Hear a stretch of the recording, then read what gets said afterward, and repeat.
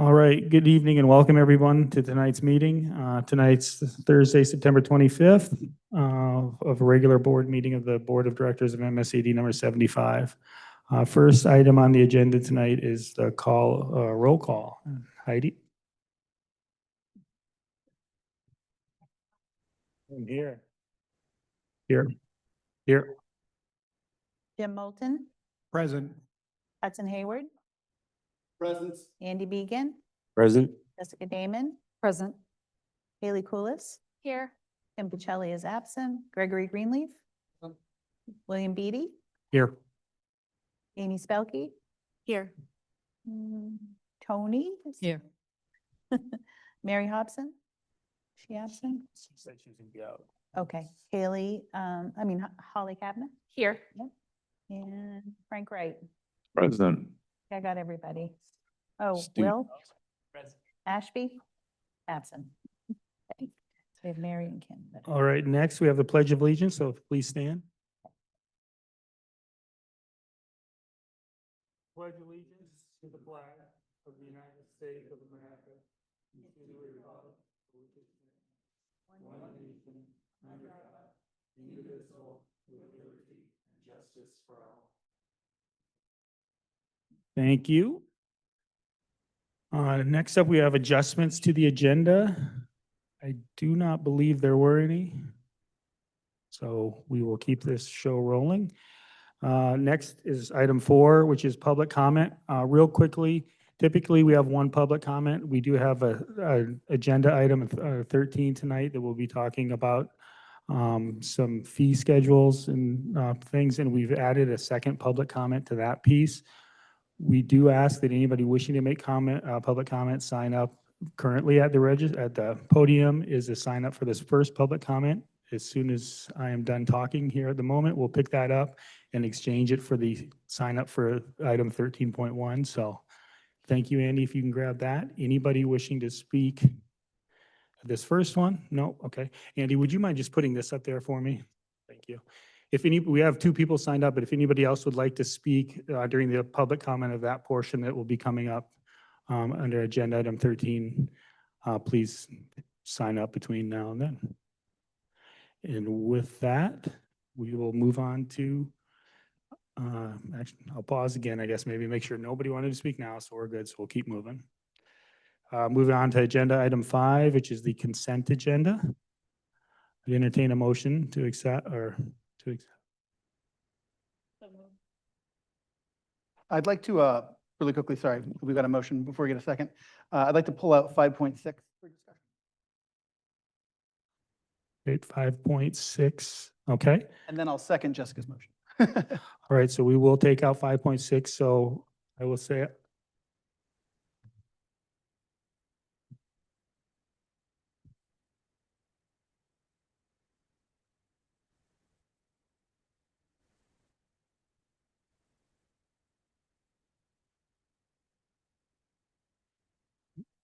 that's,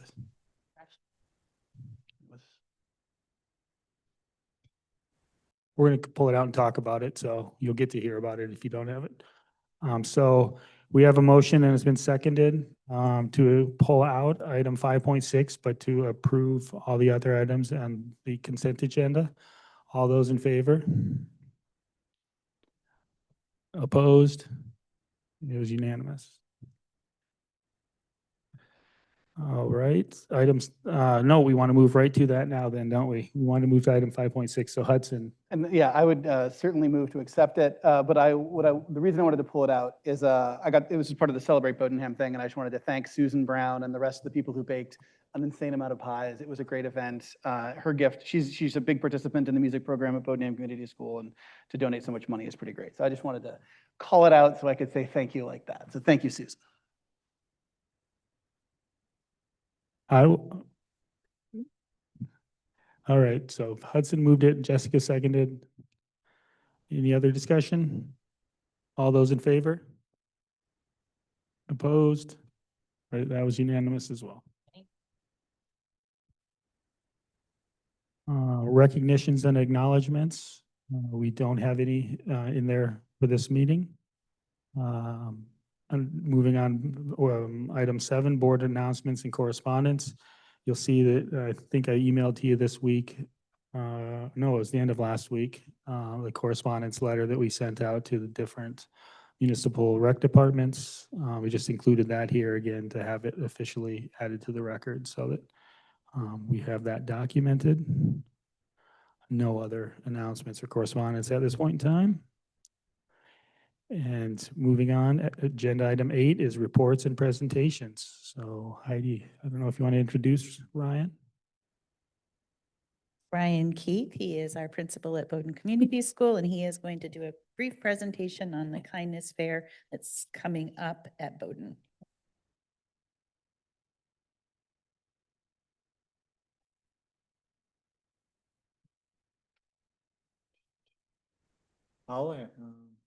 Okay. I can move too. I gotta share my screen.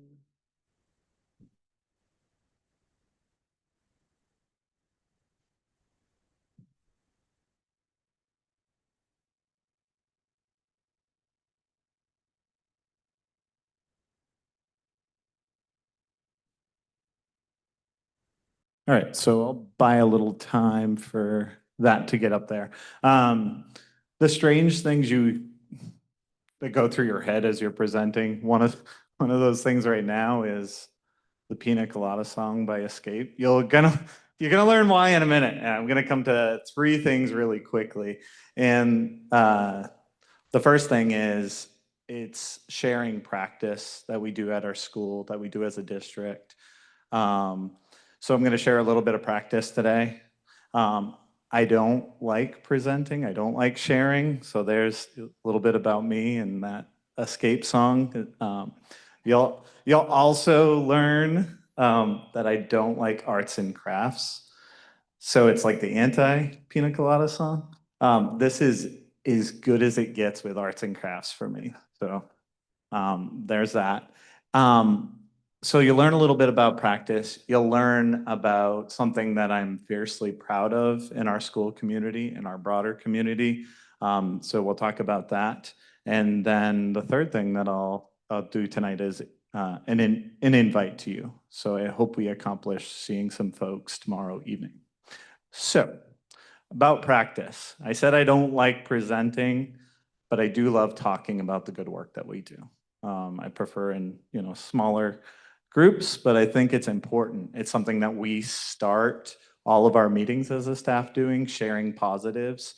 And it's one of those things, if we can't celebrate with each other, if we can't celebrate each other, then we're not going to get nearly as far. So that's something that I've grown into as a leader. And it's something that I think is really important. And it goes along with the second thing, and that is sharing great work and what our school is about. So the thing that I'm really proud of isn't the kindness fair, because it hasn't happened yet. I can't say that, oh, it's been this big success, because it's tomorrow night. But what I can say that I am very proud of is something that predates me, but that I feel like our team has been able to sustain, and that is the feel of community in our school. I remember the first time visiting Bowdoin Central School, you could feel the warmth. You could feel the relationship and connection. And I remember 11 years ago now, being like, yeah, this is a place that I want to be because of that feeling. And that is what we're trying to capture with the kindness fair that's going on tomorrow night. So I said you'd be invited. So take this as your official invite. I'll give you the details on the invite later. But why are we doing it? It fits perfectly with our long-held school core values, which I'll share in a minute. It fits really well with our district core values that are part of our strategic plan. It allows us to be that center of the community. Bowdoin Central School is the center of Bowdoin as a town. People come to it, people trust us, the relationships are built there. So that's on the surface what the why looks like. A little bit more in depth, if you're not familiar with our school core values, they're over here on the left side of the presentation. Unity and respect are one of them. We're about relationships, and we want that to be evident through everything that we do in our school. And it's that community that's important, that we really want to celebrate each other and with each other tomorrow night. We got really lucky that the district holds those same values. I was worried when we started the strategic plan that I was like, oh, we've had these core values, what's going to happen? But they dovetail nicely. Joy is a part of our strategic plan core values. Hope and love of learning is another couple of ours, and community, which you can see is directly related to ours of unity. So this kindness fair, we hope that we're showing these core values.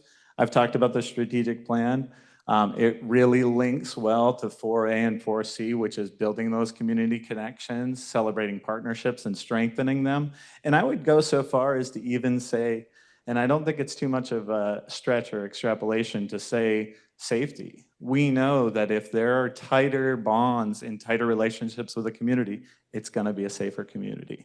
So that's another reason why we do something like this. And then we really just want to celebrate. We want to share with the community what we're doing to help support their students. And we want to share with our school community the amazing partners that we have in the community. So that's the why behind it. And I promise I'm only a couple minutes away from being done.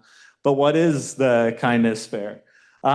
We are having a street festival tomorrow evening within the safe confines of our school. It's going to be, fortunately, it's not tonight because of the weather. It's supposed to be nice tomorrow. It's supposed to be a street type festival. How you get admission is just by supporting one of our community members, whether it be a donation to Community Cares through a non-perishable food item, pet supplies for another one of our partners, Wilderness Miracles Network, or Minna Sanctuary, or you generally use winter clothing item for our PTC winter gear drive. We'll have over 28 different stations, mostly outside, a few inside, that are really focused around being kind to yourself, being kind to others within the community, and really supporting the community as a broad relationship. We also wanted to share the work that those partners are doing. So what does that look like in terms of our partners? You can see we'll have a number of community partners, the Bowdoin Fire Department, the Sheriff's Department, Girl Scouts, Bowdoinham Public Library will be signing up and giving out free library memberships, Bowdoin Community Cares and the food pantry. I had talked about the Minna Sanctuary. So again, that street festival atmosphere will also have food. There will be a food truck there. There will be family-friendly acoustic music, yoga, healthy snacks. Again, it's all about being kind to ourselves and our community. And then finally, I said there are 28 stations. We have a number of student-friendly activities that we hope bring that festive celebration. So, said I was wrapping up soon. The details of your invitation. Oh, sorry, gratuitous, because I don't have pictures of the festival yet. I just took some pictures of the start of our school year. So, you know, they are still pictures, but I think it's pretty evident that relationship and community is something that we can see on our students' faces. One of our stations tomorrow is actually a refresh of this Be Kind sign that we have on our backstop. So I'll be taking that down in the morning and we'll be repainting it. So that's what the kindness fair is. There's the details tomorrow night from 5:30 to 7:30. We hope to see anybody there. You're all welcome. And thanks for your time.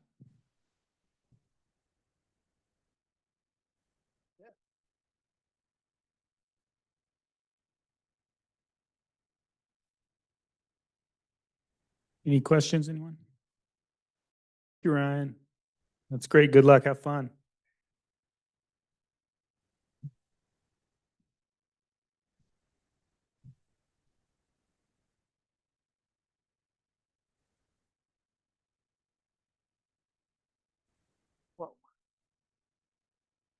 All right, Heidi, so you are up again with the superintendent's report next.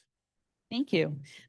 So I'm going to do two things tonight. One, I'm just going to let you know that we are having our district-wide safety night on October 1st at 6 PM here in the Forum. And we'd like anybody that would like to attend to hear from our principals and our safety team about all of the actions and things that we put into place for this past year and where we are, and just to learn about some of our procedures. Not our entire safety plan, obviously, but lots of good news on that. So I'd like to invite folks to come to that. Then I'm going to introduce Chris because he has something to talk about regarding an invitation that you just received regarding the Athletic Hall of Honors, which is going to be the inaugural induction ceremony. Come on up, Chris.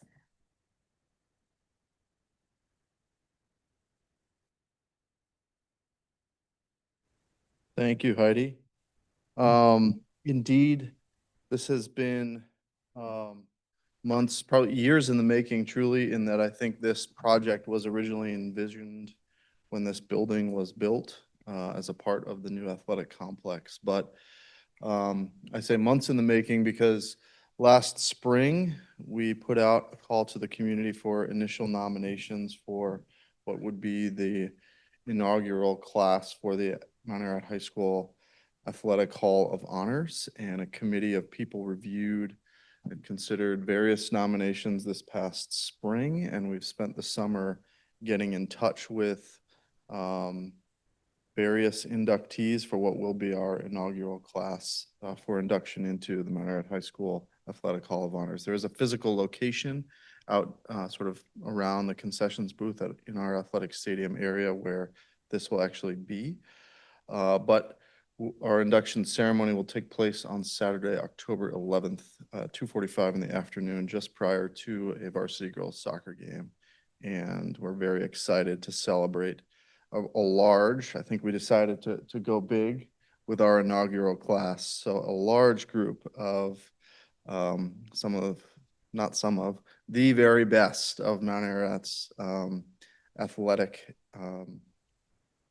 prowess from our history as a school and a district. So there are 9 athletes, 2 coaches, 1 contributor, and 1 team that have been selected for induction. And we have invited them all to attend. And we believe pretty much all of them will be there to be recognized and honored on the athletic field in front of what we hope is a large crowd just before that game. So they range from graduating from Mount Ararat in the early 1990s up through the mid 2010s. One of our criterion was that inductees have to be at least 10 years out from high school. So no one super recent is being included in this, except for our contributor who had an impact here up until just a few years ago. So we're really excited for the event. We are hoping through a press release we have planned that this will be very public. I'm going to share this via social media as well, but hoping through the press that this will get out to our communities to attend. And in that press release, you'll see who some of these inductees are. So I hope you can attend.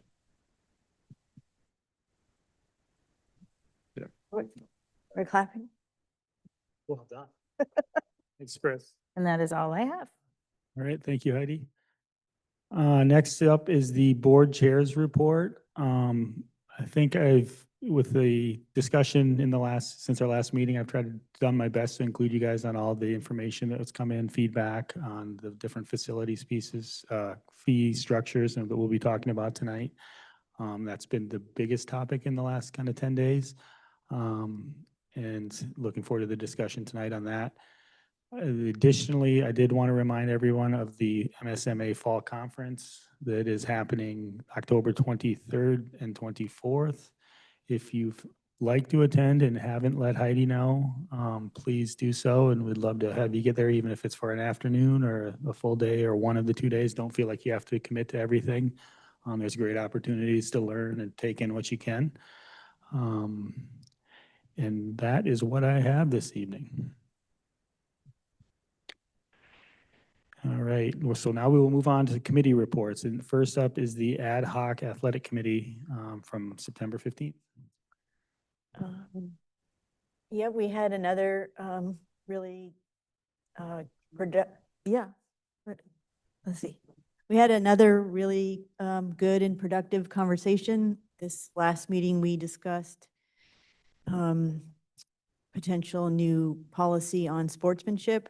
We took the MSMA's sample policy, made some notes and suggestions, and it's been passed on to the policy committee for their regular process. And our next meeting is at the end of this month, and the next policy we're going to tackle is a policy on hiring and evaluating coaches. Great. Thank you for that update. Next, we have the Safety Committee meeting from the 17th. Are you able to? I'm gonna have to remember what we talked about. Do you have it? Yeah, Are you ready? yeah, I Yeah. can talk about it. So at the last safety committee meeting, we had our chiefs of police and our sheriff's department there, and we went over what we have been working on for the last year in our safety plan. Let me just pull up my notes too as well. Here we go.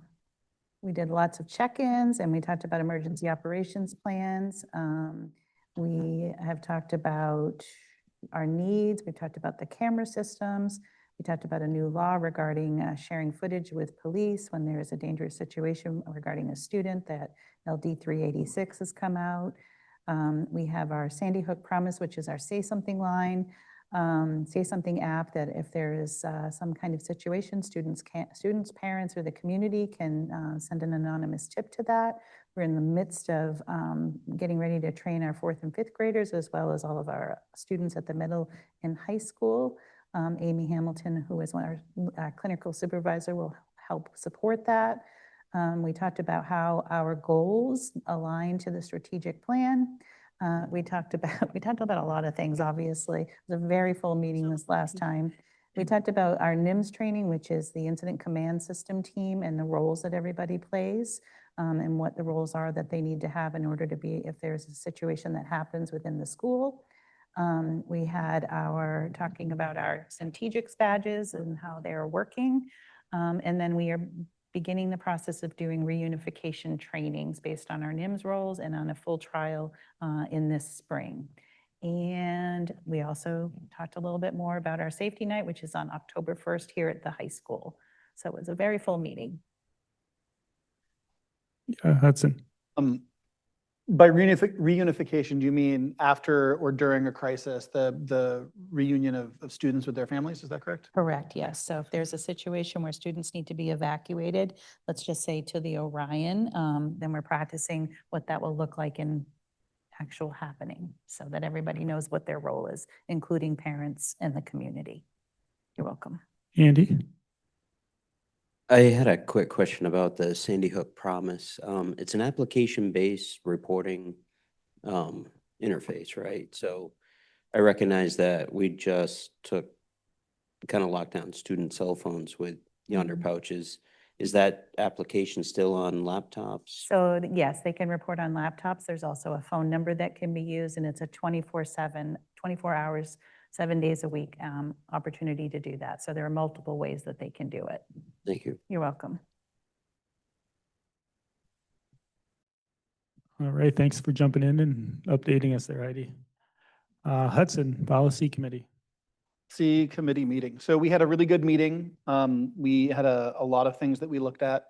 2 policies are coming forward tonight. I will elide over them other than to say they came out of work that Evan has been doing with both the state and our auditing firm, recommendations to adopt those. So those are coming along with our second reads. We'll have some procedures to adopt as well. We had a really good conversation about the CBI policies, about evaluating the superintendent.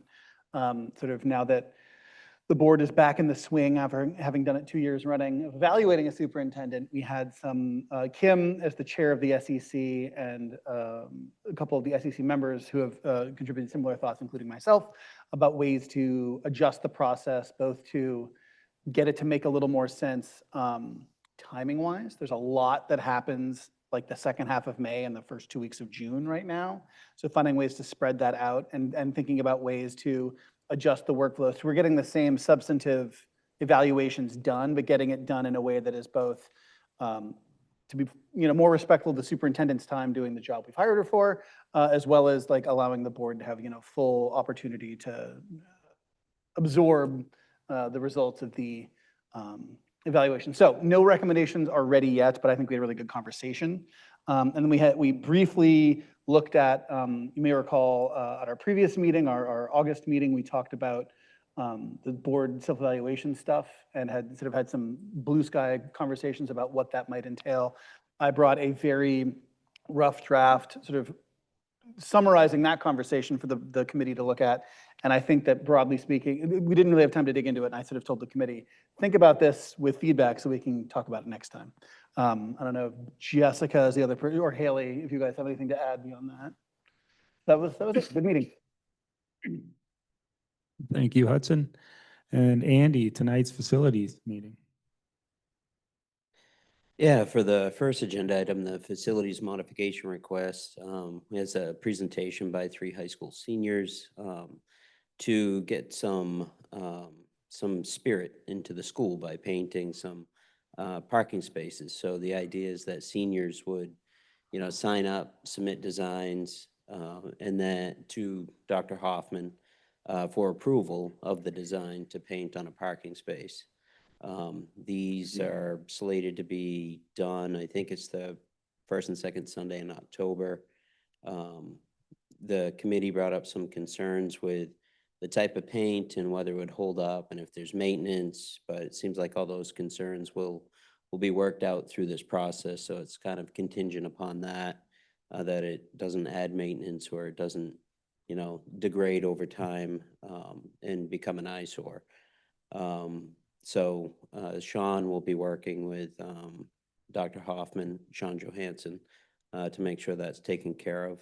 And the idea is that these spaces will get repainted by the next senior class coming through. So it seemed like school spirit was the motivator to kind of spruce up the parking lot. So that is one of the, that's further on down the list to approve, but it got a thumbs up from the committee. Capital projects update. We spent most of the time on the facilities master plan. We had a really good presentation by Harriman from Lisa and Steve. The first forum was held this past Monday. There are 3 of them. So if you missed that one, there are 2 more scheduled for October 20th and November 17th. But what I'm hearing and understanding is that the schools all have needs, even the high school has needs. So our short-term improvement list on capital needs is, and that's a 3 to 5 year plan, would be $8.5 million, and our longer range needs are tallying up to about $48 million. And that's more in the 10 to 20 year span from now. So yes, significant amount of money generated on a list. They've prioritized this list for us. We're going to be working on sorting out those needs. I know Sean Johansson's got his hands full probably to identify the most critical to the school and balancing out those needs. The firm Harriman is working diligently on. They have the enrollment projections, they've evaluated our spaces, and they're trying to stitch all those things together and come up with conceptual plans that kind of make sense for, cost-effective needs or, student needs or school needs. So that is still underway, but we're seeing really great progress, and we do have numbers to play with now. So that's kind of a sneak preview. The thing that stuck out to me is that 50% of our buildings are over 60 years old, which just so happens to be the recommended end of useful life for most of these buildings. So that's an important figure as we consider what to do with them going forward. Not to say you can't fix a 60-year-old building, but it just needs more money.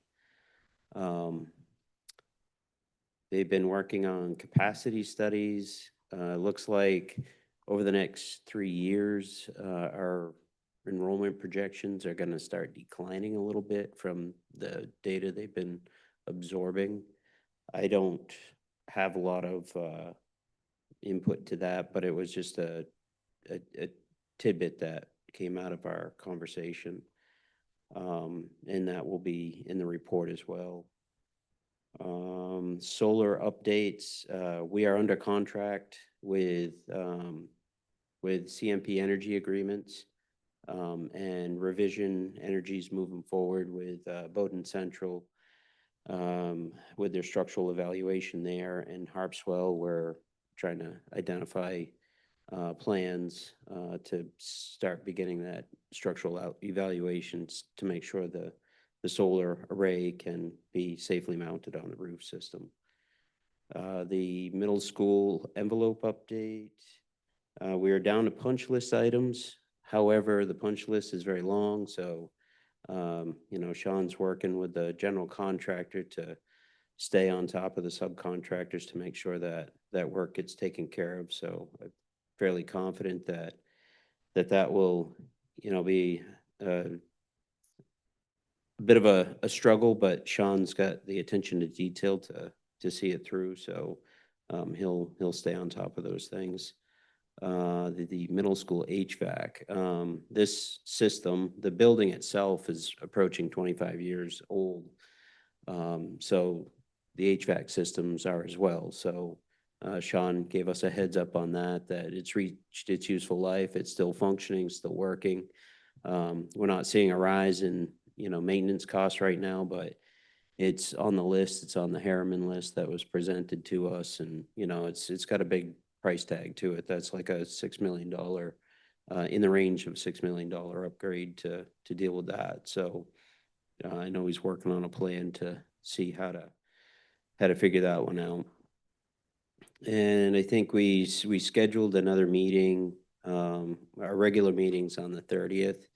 Which is the end of October, but we felt we needed another one in the middle just to keep track of some of the facility stuff that's happening with the facilities master plan. So and that's in preparation for our October 20th forum. So I know I rambled through a lot of stuff really fast, so if you have any questions, feel free to fire away. Jessica? I don't know if, Andy, if you can answer this, or maybe it's a Heidi question, but where did the enrollment projection numbers come from? Do you know?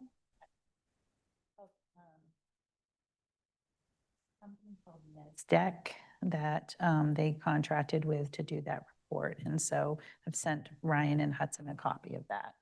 And you guys will have a copy as well. That's where it comes from. It's a company that does that and puts all the projections, looks at it, birth rates, looks at housing growth, looks at everything across the board in order to come up with those projections. Okay. Yeah. Thank you. Can I get a copy of that? Yeah. Thank you. They also mentioned that they talked to the towns to see what the approved development coming into some of these towns were. They look at the number of bedrooms in those developments. So there was a lot of thought that did go into them. If there's no more questions, I'm going to add one piece to this too. I was able to sit in on the meeting today, and Andy did a great job of saying it nicely, but I'm going to be really direct. There are significant challenges ahead of us with the facilities that we have and the costs associated with maintaining those or getting those up to the level that they need to be, both critical needs and, you know, the 0 to 3 year and then the 3 to 10 year windows that are significant. And we would really like as much public input and participation in the discussion as we can get.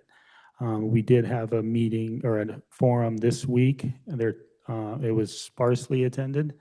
There will be 2 more forums in October. I don't have the dates, I apologize. Late October 20 something, and then November 11th maybe, 17th, sorry. You can find that date but more appropriately. But if you're able to attend those, we would love to have you there and help provide your perspective and priorities and what you see as you would like to have happen at these. Additionally, Heidi, hit me in the arm if I misspeak here, but I believe you were looking to potentially put together a survey to send out to help solicit some feedback and information and thinking.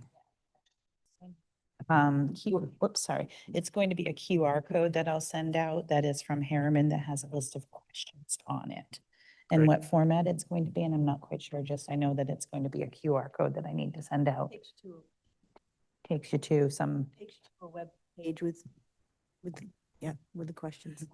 that will be sent out. I'll post it on Facebook and I'll send it out to the town managers again and also to on Parent Square so that our community, Perfect. our school community will know. Thank you. So please be on the lookout for that. We really want that input. We need the input because we have difficult decisions ahead of us. And we want to make sure that everybody who has thoughts is heard and that gets incorporated into those decisions. So, yeah, Hudson. I was just going to add, speaking of forums, just as a little preview, we'll be having our finance forum in November as well, which dovetails into some of the same issues. So there'll be another conversation talking about this year's budget process in mid-November from the Finance Committee, so.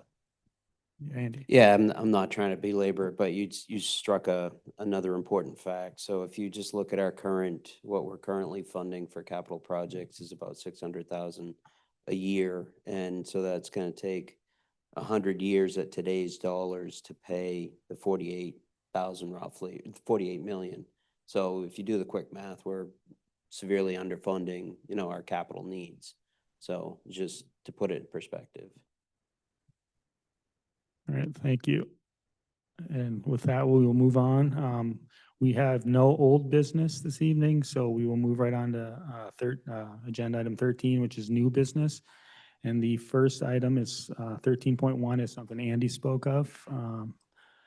Consider action regarding the facilities modification request for Mount Ararat High School senior parking space painting. So moved. All right, Andy, do you have anything you'd like to add? Or you hit it pretty well earlier? I think I covered Yeah. it in the update, but if anybody had questions about it. Any questions about? Yeah, Hudson. I know that in years past, this isn't something that the district did, but I imagine Chris Hoffman was all about it from the Spirit perspective. Yes, Dr. Hoffman supported it.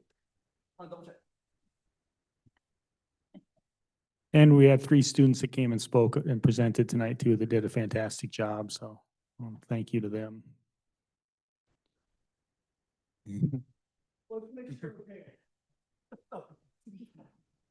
All right, so seeing no more discussion, all those in favor? Opposed? All right, thank you. That was unanimous. So some good news to take home, Chris? Or to school tomorrow, maybe. It doesn't matter at home, but. All right, so 13.2 is to consider action to direct the MSBA delegate and alternate to act at the MSBA delegate assembly on October 18th, 2025. So I am the representative, the alternate is Hudson.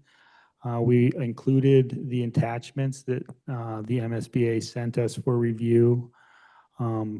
I have a copy, I printed them off and did look through them all. It was a lot, but I did review them all. I didn't necessarily have any suggestions, but if there was anything that anybody else had a chance and saw and would like to address, now's the time. And they asked us to do it ahead of time enough so that they could incorporate any feedback into potential revisions. So that's why we're talking about it now as opposed to our first meeting in October. Hudson. And so, yeah, as a member of the MSBA board, I can give a little bit of a preview on how it's going to go.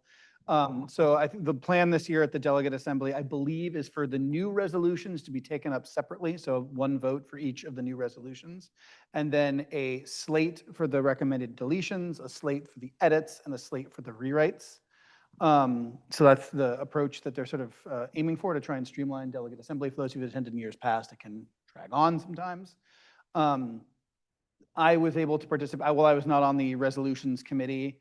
I am on the Constitution and Bylaws Committee, so I can speak to some of the edits that were made to the Constitution and bylaws there. Been able to participate in a lot of the conversations. So if people have questions about anything, I can try to answer those questions as well.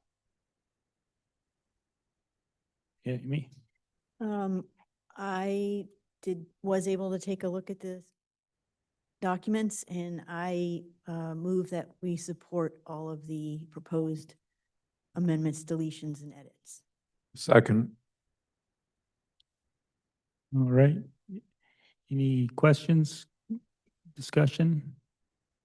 Seeing none, we will take a vote on that. All those in favor? Opposed? All right, great. Thank you. Thank you for the clarity and direction for Hudson and I. Okay, now 13.3 is to consider action to approve changes to the special education administrative assistant job description. That was included in the agenda with the new language, and Heidi could speak to anything if there are questions. So moved. Oh, thank you.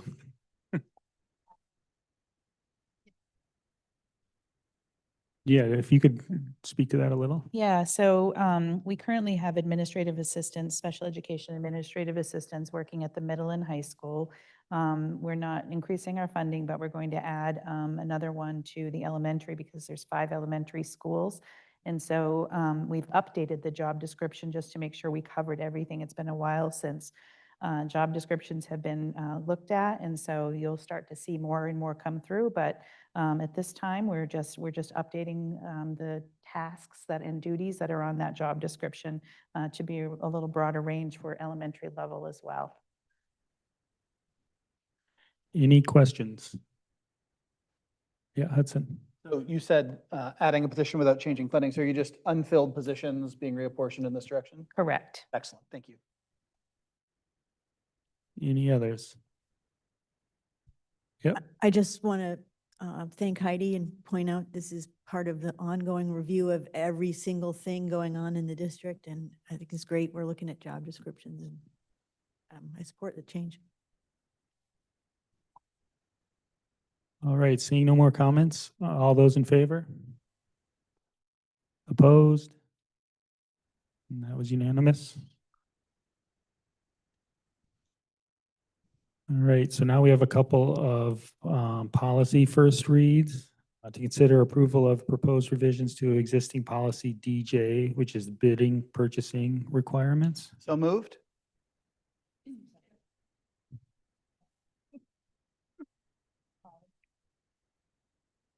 All right, Hudson, do you want to speak to anything here?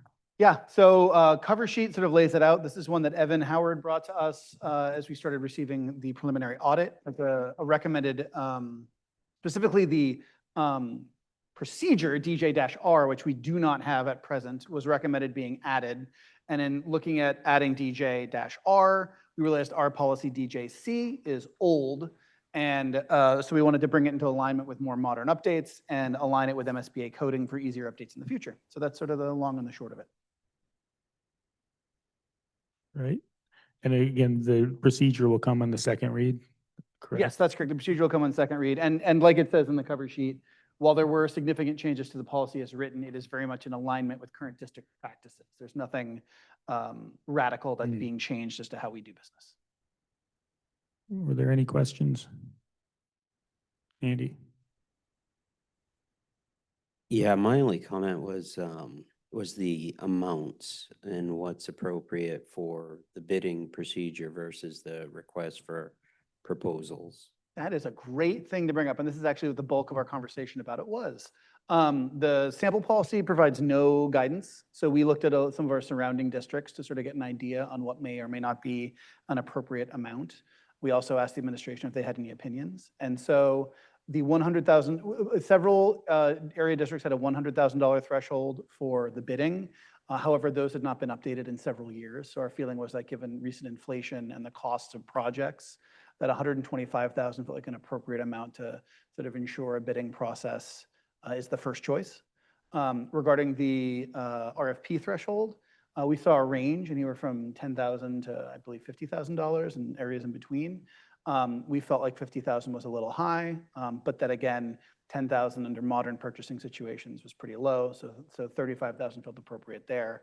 And all of this is a much clearer bit of guidance than the current version DJC, which is very short and doesn't provide much by way of guidance to our administrators as they do this. So that's sort of where the numbers came from in that regard. My only, and I'm not trying to interrupt the process here that's developed, I like the flow. My only thought was you know, like from the 5,000 range to the 35,000 range, should there be like an internal, you know, process vetted that you request 3 quotes just to get a gut check on? And maybe we're already doing it, but I was just curious about that, not just going with, you know, the first. Yeah, we talked about that.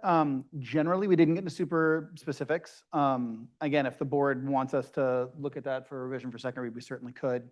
One of the things that we did sort of specifically call attention to is the sort of final sentence in that section, which says that anytime the superintendent is sort of not following these guidelines, she's got to come to the board, not necessarily for approval, make sure that we're fully aware of all that.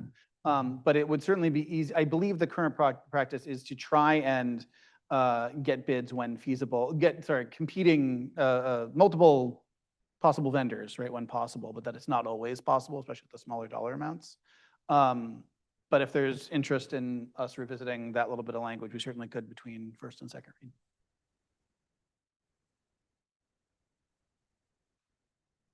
Any other questions, or do you want to, I guess, would it be make an amendment to that? How do we document that? At this stage, we don't need to have. We just approve first read The first with a read and sort of recommendation. say, hey, just look at this one thing, go second read, and I think that's fine.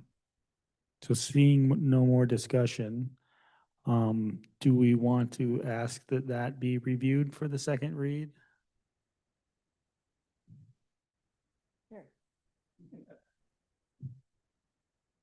All right, so, yeah, Jan. I guess that, given the conversation we just had around facilities and the reality, the fiscal realities that we'll be facing, there are people, my son is an ed tech in Portland Public Schools, and the amount that, it's a salary. You know, people, an importance of perhaps being a little more careful than less careful, understanding, as you say, not wanting to clutter the works with, but I think there's a story embedded in a number. So a review, I think it is important to review. And I would suggest that it be, you know, split the middle maybe. 25 or 30 or 25, I don't know, but Yeah, Andy. And again, I'm not trying to disrupt the process because I believe there's like enough safety nets in there. If there's an emergency, you got to act, you got to move. There's some latitude for the superintendent to do the job and get it done and get things moving. It was only to, you know, if there's time and it's appropriate to be able to, you know, at least get multiple prices on even lower cost jobs. And I don't know what is appropriate for a school system, but, you know, maybe some language that makes that process a little bit easier, not as formal, but still solicits that pricing. I think in I'm not remembering the number, but in one of our policies, we have for RFPs, we do have to put it out for 3 requests for proposal. So we can look at that language and do that. So I think it's a really simple fix. So any more comments? If not, I think we will take a vote here to approve the first read with the feedback provided. So all those in favor? Opposed? And that was unanimous. All right, thank you, and good feedback and discussion. Next up, we have to consider a first reading of proposed new policy DKC, which is expense authorization and reimbursement. Second. So it's been moved and seconded. I'm back. So this is another one. This came not from our audit, but from Evan Howard talking with the state DOE about some of their requirements regarding grant awarding and the sort of need for our internal procedures to align with some standards they have. So this policy brings us into alignment. And again, like with the last one, this policy is pretty simple. in terms of its content. It is in alignment with the district's practices. It just codifies them in that regard. And there will be a procedure that we bring forward for the second read as well that spells out more information about the types of reimbursements that will typically be allowed. But yeah. Any questions or comments? All right, seeing none, all those in favor of approving first read here? Opposed? All right, that was unanimous. So now we will move to item 13.6 to enter a committee of the whole, or actually before, were we thinking we want to speak quickly before it? We take the motion? We'll take the Doesn't motion matter. before the vote. Okay. All right, so what we're gonna do tonight is enter a committee of the whole for the discussion of policy KFR, which is procedures for community use of school facilities. Committee of the whole procedures dictate that once we enter committee of the whole, I, as chair, am to step down and pass the baton to somebody. Hudson is willing to take over for it, so he will be leading the discussion. The first thing that we will be doing once we are in committee of the whole is hearing public comment again. And then once we move on from that, and anybody who's here who wants to make a comment, there's at the podium is the sign up list, so please sign up so we can use that to help manage it. And then once we get into the discussion portion following public comment, if we want to provide a hard time frame to it, we have to do that before we enter committee of the whole. I'm not looking to provide a rigid time frame, but I would like to efficiently move through the discussion. So ideally, we could target, for the discussion portion, no more than 30 minutes. That's not a hard number, but just so that we're all working towards that. And that is not going to include the public comment portion. So that will have its own time. So I'd like to move, we enter a committee of the whole for the purpose of discussing policy KF-R, procedures for community use of school facilities. Second. All right, so it's been moved and seconded. We will take any discussion. Seeing none, we'll take a vote. All those in favor? Opposed? Seeing none, we are now in committee of the whole, and I will be handing off Hudson, who will give us a summary of where we stand. I think, did we want to do that prior to public comment, or do we want to have public Yeah, comment? and hopefully you guys don't mind if we actually don't physically switch spaces for this, a little simpler. If there are no objections, I have a brief sort of summary of the actions to date that I thought I'd want to read out and then move on to public comment and then begin our discussion. Is there any objection to that approach? And so again, this is committee of the whole within the context of how our board and our committees operate. So our committees are more informal and free-form. The committees do not vote. We give thumbs up on things we'd like to recommend to the board, but we don't have official votes in our committees. We will take one vote at the very end, and that will be a vote to rise and report. That's how we get out of committee of the whole and come back into our regular meeting.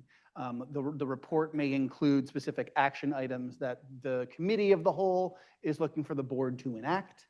We'll work through that as part of our conversation, and I'll do my best to lead us through that.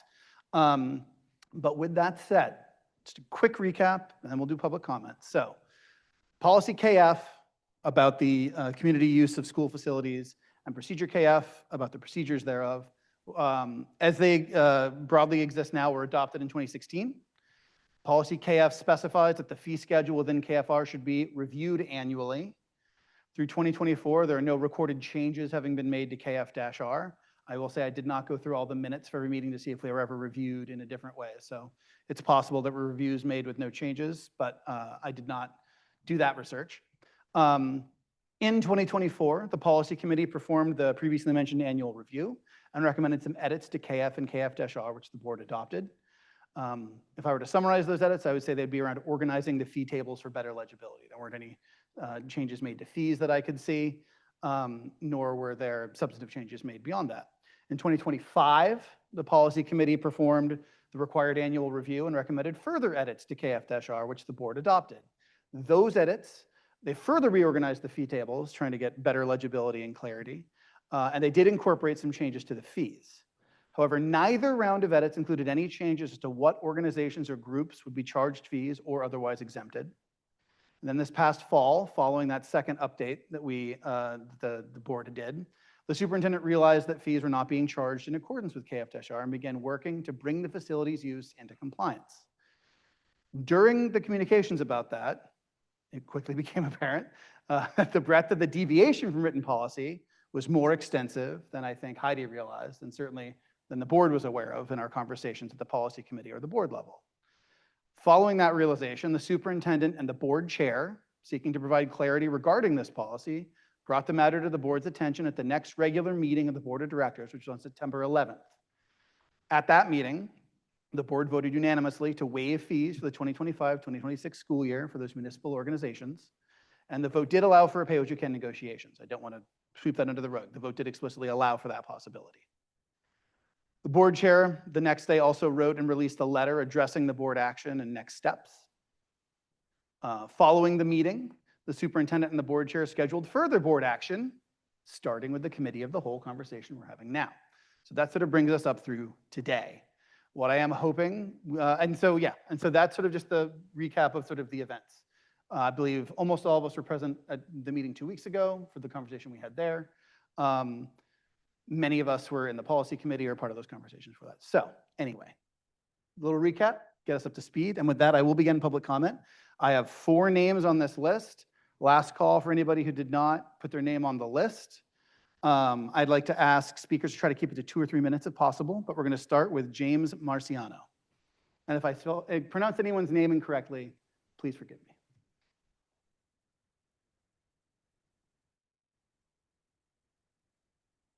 Good evening, school board members, administrators, town representatives.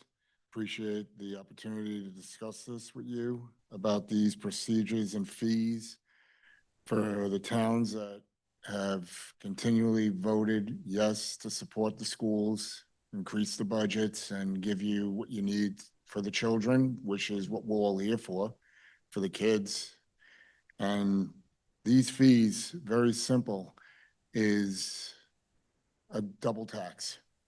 You can word it any other way you want, but it's a double tax because in the budget, staffing was included, parking lots, town ball fields, which in Boatingham, which I happen with another gentleman do seasonal work with them and take care of the cemeteries, parks, and the ball fields. So 2 out of the 3 ball fields there, we actually maintain and take care of.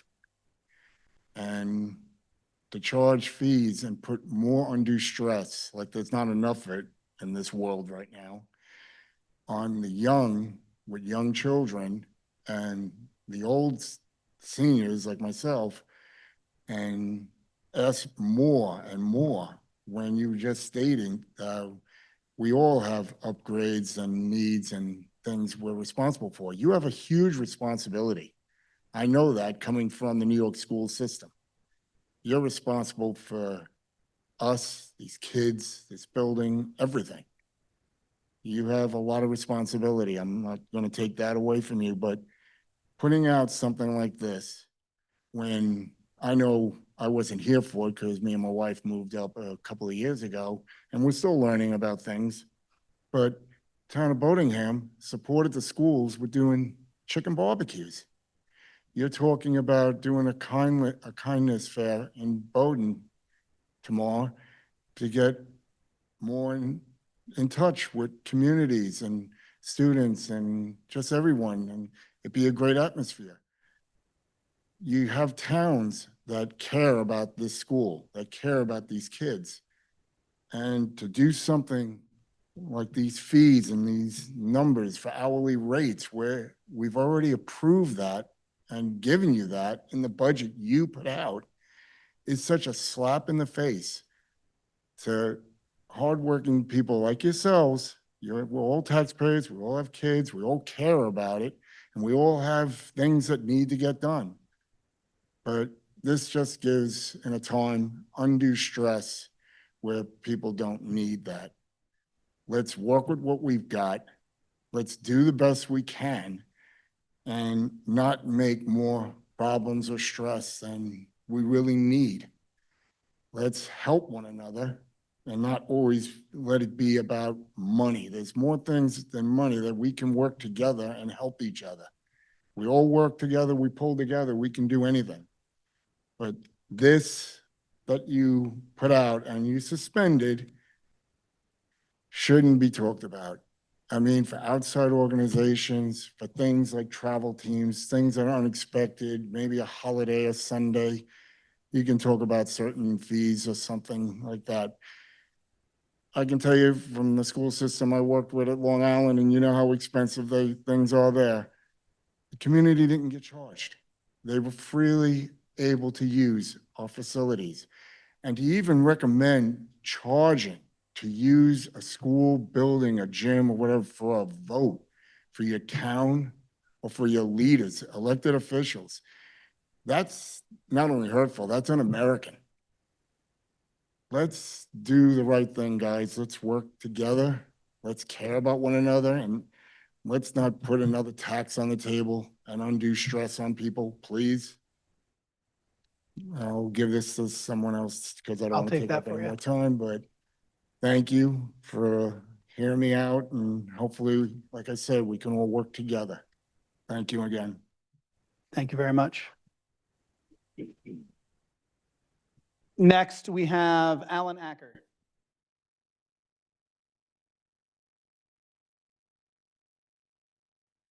Good evening, all. How are you tonight? First of all, thank you all very much for what you do. It is a brutally tough job, and we are all very appreciative. I know each and every one of you does your best in every decision you make up there. As an elected official myself, I know what it's like to be sitting and having somebody at the mic. The letters from the select board are entered into public record tonight. I did personally I made those motions exactly as they're worded, and I stand by those motions. The town of Bodenham, and I am speaking not as a select board member, I'm speaking as a tax-paying parent of 3 students in the school district. I have been a vocal supporter of this board, of our schools, and of the administration, and worked hard to get budgets passed so we don't end up in a revolt like neighboring communities where we have to bring a budget to vote 4 times. Frankly, the decision, and I'm going to give a little context. I was rec director in the town of Bodenham from 2017 to 2021. We never paid a fee. There may have been a policy. I never paid a fee, nor did we require anybody's help. I had a key to the gym. I had the security code. No janitor came to start basketball at 7 o'clock on Saturday morning. There was no added costs or fees of labor, services, or anything like that. We picked up, we cleaned up, we did the work ourselves. If we did incur other costs and fees, I would hope they would be covered by the $4.6 million check we wrote as a community to the school district this year for the fiscal budget. If it's not, please find a way to work that number into next year's budget, because coming to us with extra fees is poor principle. I feel like the room, if the district was a room, it was proverbially misread. The pressure that we are all facing from property taxes, which is not the school budget's fault, as everyone knows. I am very vocal that I believe our state EPS system is the reason why our property taxes are so negatively increased by our, so negatively affected by our school budgets. It's not the teachers, it's not the schools, it is the state level of funding. However, our only lever is the property taxes. Our municipal budget has remained flat for 2 years in a row. We have not had an increase, but yet our taxes have gone up 4.4% and 5.5% each year because of the school budget and our county budget. I appreciate Hudson's motion at the last meeting to suspend fees for this year. It should have stopped right there, as giving Heidi authority to try to negotiate or strong arm or squeeze whatever fees we could out of the district's community schools. That was inappropriate. That should have just been left off the menu, off the motion. And I firmly, and I stand by that 100%.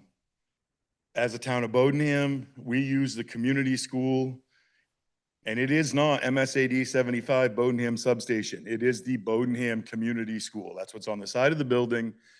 Our school was built with donated lumber, donated mill time, and one paid carpenter. It is truly a community school. We don't need to have fairs and things because it's vibrant community as it is. And when we do things, they are so well attended and so supportive. Our parent partnership program is so vibrant and does everything to make school life better for kids, for parents in the community. It's part of the reason why we're such a desirable community to live in, because Chris and his staff do such a phenomenal job at our school, and people scream it from the mountaintops. And then to have the school board and the district come back and tell us that we got to charge our seniors for wanting to play pickleball in the gym on Wednesday night. I mean, guys, just come on. Who didn't stand up and say, this is a bad idea? This is going to go over like a fart in church, people. Do you not? Did anyone, I didn't read the minutes. Did anyone not have any inclination that this was just going to be complete bomb of a idea amongst the community? I trust you all, but I find it hard to believe that none of you weren't sitting there thinking this is not going to fly. And I think from the response you got, you realized pretty quickly that it's not going to fly. We, as the town of Bodenham, I would strongly urge you to make the policy permanently waive any member municipality activity fees for any school facilities. Charge any other 501(c)(3)s as much as you want. I'm all for adding revenue to offset costs. The Orion Theater sits empty and vacant 90% of weekends. How about an active marketing plan to book ticketing events to have increased revenue at the Orion Theater to offset these drastic usage costs that town rec departments are using for facilities? There's numerous ways we could figure out a way to offset those costs besides charging fees directly to municipalities. Thank you for your time. Thank you very much. Next, we have Corey Favreau. Hudson, could I ask that I understand we've heard from two folks from Bodenham, but if people could introduce themselves and tell us what community they represent. Jim, please, thank you for catching me. It's been a while since I guess I've had to do this. Please give us your town of residence as well, Corey. Thank you. Good afternoon, or evening as it is. My name's Corey Favreau. I'm here representing Merry Meeting Soccer Club and as a Bowden taxpayer with 2 children in the schools. I'm here to speak opposition toward the recent facilities use policy. A quick bit about Merry Meeting, if you don't know. We are a nonprofit based in Topsom since 1997. We serve the children within the MSAD 75 communities. Our club provides travel soccer opportunities for ages 9 to 13 and has a yearly membership fluctuating between 100 and 150 players, depending on the season, winter, spring, and fall. Surprisingly, we play all those. We field between 5 and 15 soccer teams throughout the year, and we're proud to act as sort of a feeder program for the Mount Ararat High School. Our operation, like most athletic programs, relies on rec departments and schools for field access to hold practices and games. My remarks are from the perspective of users in the fee Class A category within that use policy and the projected impact of these fees, which would directly increase our costs per player per season by $30 to $60. This is not insignificant. This is probably about 1/3 of our costs that we charge actual players to participate in our program. This single line item could represent 25 to 30% of our current yearly budget. We are always searching for ways to strengthen our program and conserve funds. So this presents a serious roadblock in the thousands of dollars for a volunteer-run organization. The rates listed in this Class A, even at seemingly half of market rate, certainly don't help constituents that rely on them. Fundraising to use what have historically been freely accessible fields and gymnasiums detracts from our mission and is a detriment to serving our local youth. Further, the fields require no oversight during our use. As Alan said, we pick up, we clean up, we line the fields if needed. Nobody's there to babysit us, to lock the gate, that sort of thing. The grounds are maintained as part of standard school operations anyway. So our use really is limited to just fields and parking lot. So that's the perspective we take, and it's a very costly proposition that you've put on the table for us. Personally, I find it tragic that schools and fields funded by community taxpayers are now considered to become profit centers, mostly the fields, to the taxpayers' disadvantage. While the dollars coming to you may be in small amounts from many groups, those relationships and programs are at plight. From a broader local perspective, I do not see similar rate schedules in some of our surrounding communities. These kids' sports opportunities should not be collateral damage from the policy. What I would urge the board to reconsider is the policy by removing the fee Class A category entirely, or rewriting the policy in a way that maintains the financial status quo for rec departments and the enriching programs offered within our community. And that's all I have to say. Thank you. Thank you very much. And then lastly for tonight, we have Ralph Royal. Give your name and town of residence. Good evening, board. Thanks for letting me speak my opinion tonight. My name is Ralph Royal, town of Bodenham, and I have 2 daughters in the school district. I am not going to get up here and waste too much of anybody's time. I pretty much can say I stand with all 3 of the gentlemen that kind of spoke here tonight and their opinions on the matter. As somebody who just moved up here from Massachusetts in 2021, right away, I got involved in the sports, the rec department, helping out coaching softball. My wife helps coaching basketball. They can call me any Saturday morning and I can come line the fields or umpire a game. I do not collect any of the fees. They give me the paper every single time to be able to get paid for my time, and I throw the paper away. Basically, we're here for the kids, and I'm not going to extrapolate on any of that too much. I agree with everybody what they said up here tonight, and I think we got to find a different means and methods to get the funds. Thank you. Thank you very much. I want to thank everybody who spoke tonight and who submitted commentary and thoughts to our board chair or our various members. I know I received several communications as an individual board member, and I suspect that's true of many of us over the last 2 weeks. All right, so. Question for point of order. I have Justin Kelleher from Bowden Rec Department called me earlier today. I don't know if now is the time to. Just give a second, and if we want to report out anything we've heard, we can do that. But let's let me kick off a couple of things, and then I will make sure you have that opportunity. Thanks. If that works for you. So as we move into this discussion phase, I see, and this is after consultation with Ryan as chair of the board, I see 2 goals for us tonight. One is to determine what, if any, immediate actions the board should take. I think we know what the kinds of immediate actions might be on the table based on the feedback we've gotten, and we'll discuss all that. And then 2, to give direction to the policy committee regarding potential changes to KF and/or KF-R. I do not think it's the proper use of the committee of the whole to hammer out every line of that policy, but to give clear direction to the policy committee. We'll then report back and we'll have the normal, very clear and transparent communication process with. So that is what I see as our primary goals tonight. So I don't think we need to worry about line iteming the policies that exist, but talking about like, what are we trying to achieve? Are there exemptions we want to talk about? Are there categories we want to talk about? Not this line, that line, this line, that line. Does that sound reasonable to folks? And obviously, we'll see where the discussion takes us. Per Jessica's suggestion, if anyone wants to do any brief reporting out from commentary they heard, I don't want to give, I want to make sure we're having conversational time, but I think it is important to hear back. So I will start with Jessica. If anyone else says something important they want to read out, they can.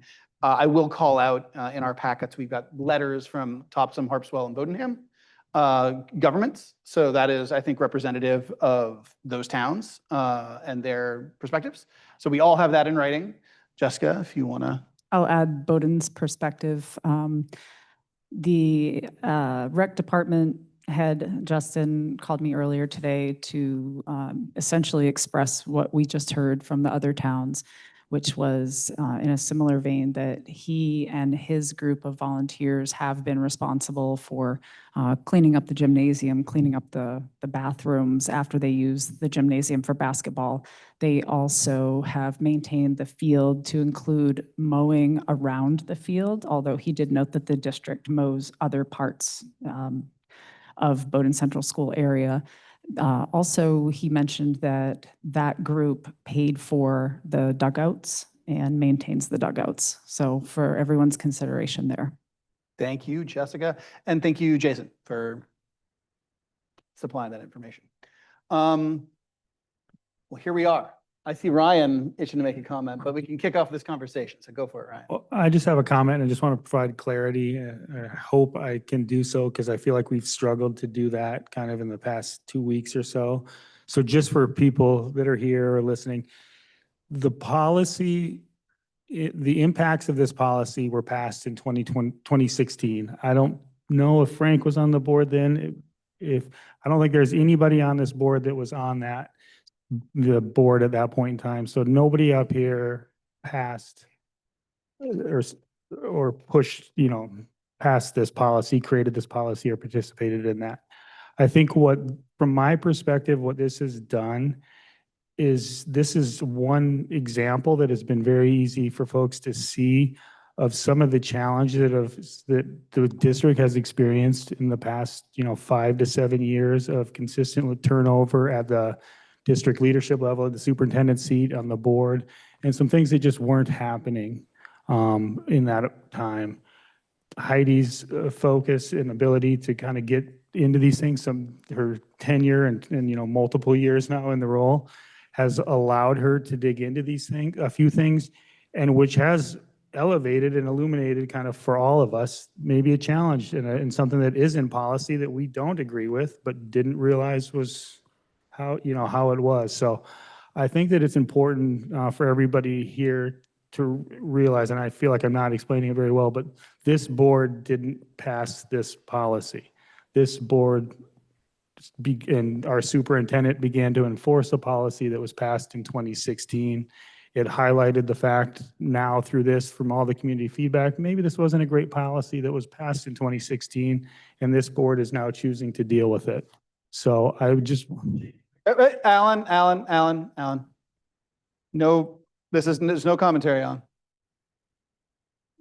So maybe the clarity is not being provided. That said, that's all I have at this point. Thank you, Ryan. Gregory. So this weekend, I wrote myself a letter about this whole situation.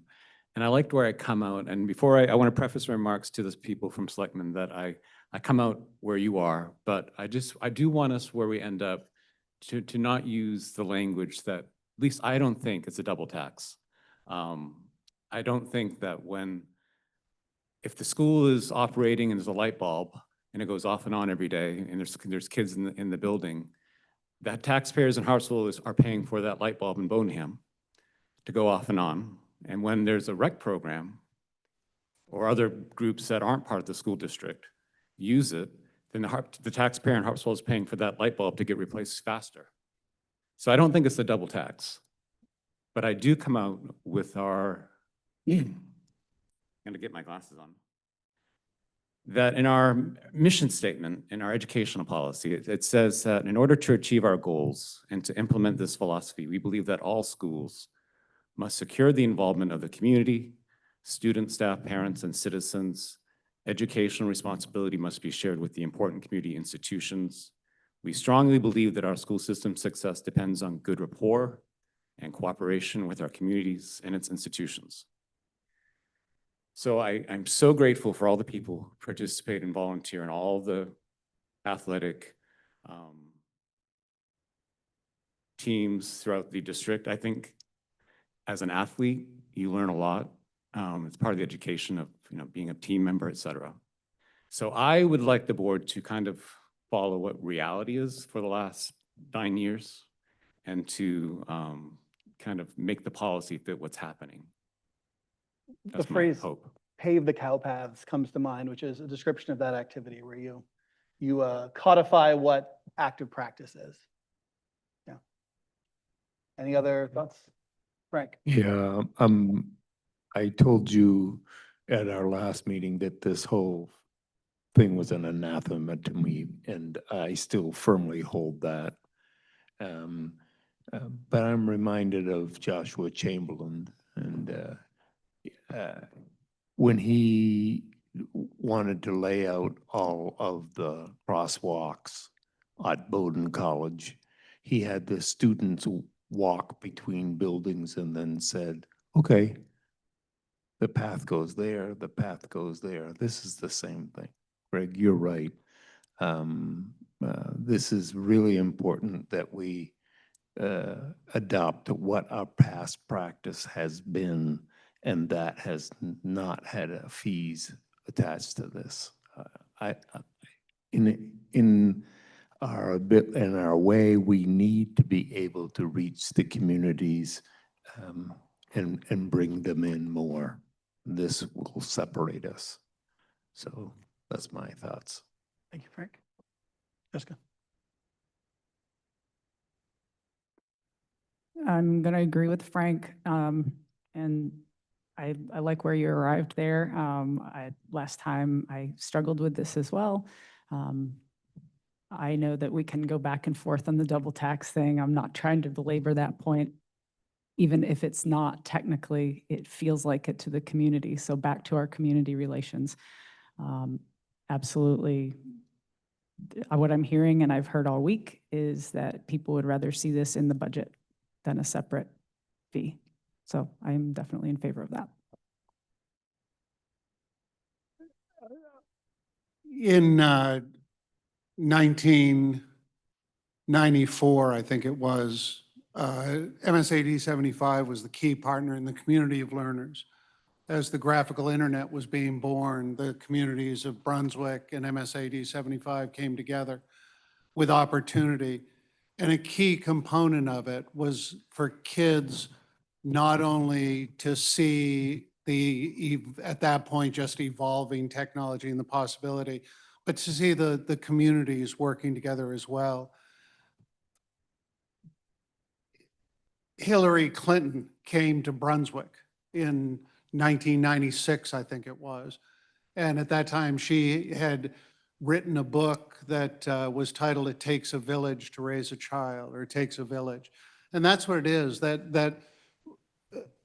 as I taught third grade at Bowdoin Central School, and I always thought there is no way in 5 hours a day that the professionals can provide a complete education, a preparation, because education is not simply opening the top of the skull and pouring in the multiplication facts or accurate history.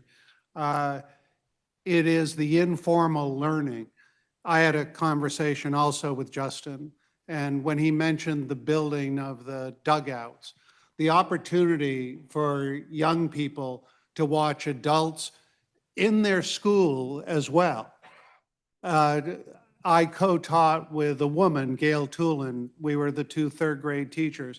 And I firmly believe that the students, by watching Gail and I, in fact, with no assumption of co-opting parental responsibilities, but they watched us, man and woman, work together on equal levels to provide them the formal component of their education was as rich as the project-based learning we did. So how do we? And again, Gregory, et cetera, I would agree that and I love we follow the paths, Frank, yes. Watch the way the communities work and let's make that happen. Let's find, as you suggest, Jessica, that it goes in the budget. The reality is the bills need to be paid. That is not questioned. Things need to be paid for. So let's get that done. But is this a time, I think of the coaches, you mentioned the coaches, and not serving on the ad hoc athletic committee. Is there direct involvement of the recreation departments in that work so that coaches that come into the programs across all our communities have the benefit of what I know, because I know we as a board have approved work with professionals in the field of improving coaching, et cetera. How can that be spread? How can we all together with one single goal where we began in the community comment in this section, that we're all here for the kids? That's why we're all here. So how do we not just get through this event, but in fact deepen, see this as a time of opportunity? And I spent time working for Apple. How do we see it as a feature, not a bug? Thanks. Holly and then Haley. So I just want to kind of circle back. I have two things. One, can we maybe remind each other what the initial, I know we weren't all here in 2016, but this policy was created for a reason. So was it to cover above and beyond expenses that are not, right? So what I think of when I'm looking at these kinds of programs, right, is that we're budgeted and we're working towards the school being under the budget of, when we're in school session, right? So like, 8, 7:30, 8 o'clock in the morning through the afternoon. And so anything outside of that on the weekends and the evenings, et cetera, is above and beyond what I think, at least in my brain, is what the school has already kind of allowed for its budget in that sense. And so I hear the discussion around budget, but then I also, during the finance process, heard everybody really upset about budgets going up. So at the end of the day, so we're paying for this in some bucket or another, whether it's in our taxes or whether we're asking certain programs to provide money towards that. And so I think as a board and maybe as a community, we need to decide, do we all want to pay for that in our taxes, or do we want the people that want to play pickleball on a Sunday to pay that extra? And I want to be very clear that I'm not saying that I support that.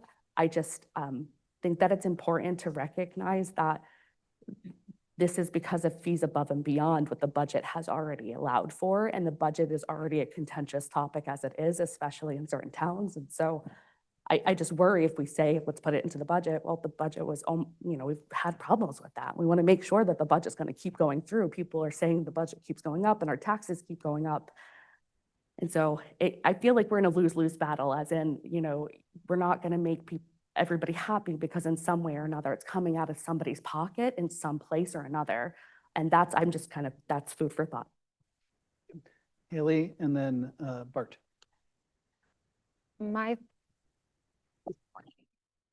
At the last board meeting, I agreed with everything that Frank said. And I will say that having all of the rec directors reach out to us just solidified the way I felt about it, because not only do we have these things going on at our schools that are benefiting our kids, but the Topsom Rec Department donates back tons of money over the years to the athletic department. And we have dugouts that are being made on other people's dimes. And we have coaches that are opening and closing schools. And I 100% feel like whether or not this goes in the budget, that's not really one way or another. I don't really care if it goes in the budget, but I don't think we need to be charging the rec departments, because they're clearly giving above and beyond what they have to our district. And I also come back to what our board code of ethics is. And on section B of our code of ethics, it says that we are thinking of our students first and basing our decisions on how it will affect the students, the education and their training. And with my own kids participating in the rec department, I see how beneficial this time they're spending on the fields, meeting kids in other towns and having relationships with them. And all of these people are just doing it from the goodness of their heart. So I don't think that the rec department should be charged, whether we put it in the budget. I think that's something we can decide at a later time, but I'm not in support of charging them. Thank you, Haley. Bart? Thanks. Couple quick things. First is, yeah, I fully support the idea of not charging our municipalities and for the use of any of our facilities or for any organizations that are particularly serving our kids, that go to our schools. There's probably a line somewhere, in terms of other not-for-profits, or other organizations, whether they're for-profit or not-for-profit. We've got to figure out what that line is. I don't know what it is. I have a question though, which is, do we budget the revenue for these fees? I'm assuming we don't, since really none of us knew that we were collecting them or that they were not being collected. Exactly. Okay, so if we don't budget for the revenue for these fees, then we've already budgeted for the expenses. So, Took my comment. could not be offset by revenue that we're not collecting. So anyway, I just wanted some clarity on that. Okay, thanks. Amy? I'll start with my, I guess, answer since we're supposed to be doing a discussion in the round. We don't have line items that say every fee. I mean, I guess to go back, this policy has a lot more in it than how much should we charge the rec departments to use the gym. I mean, this policy started because we have a responsibility to maintain our facilities, and there's a lot of stuff in that, in this policy. I wasn't there in 2016. I don't think the idea was, what can we charge the rec departments? I think the idea was, what's the responsible thing if people want to use our facilities? How do we make sure that we're not losing money because clubs are using, whoever. So that's I think what Ryan was trying to say was, this was never, the whole point of this policy was to be responsible with our facilities. And a year ago, we changed the rates based on the cost of these facilities, not knowing, at least I didn't know, I think most of us didn't know, we hadn't been sending out bills. But I will say, in the budget process, I don't know if you remember it or not, but there is a line that always comes up that's a very small number that says other revenue or revenues and fees. And it's something like $20,000 or something. It's a small, and that is, I think, where this money would go if it goes. One thing that's in this policy and in this money is the turf field. And the concept of, we have an expensive facility that we have to figure out how to pay for. So that was another driving force in this revamp. Are we charging enough for the field? Are we charging enough for the lights? Are we, having said all of that, I hear that people want to keep the cost in our budget, and that's fine. I can live with that as a policy decision. Especially if we're knowing and saying out loud that, yes, we're going to socialize the cost of the rec departments using our facilities. But I agree with Frank that we should not, if we haven't been charging you, we should not start charging you without giving you any warning and say, and I guess that's what I would suggest to the policy committee. But we do have to charge some fees for some facilities. So I don't think we want to suspend the whole policy. I mean, there's other things in there that we want to maintain our responsibility for. And in particular, the turf field is the one that comes to mind for me. But so yeah, that's a lot of.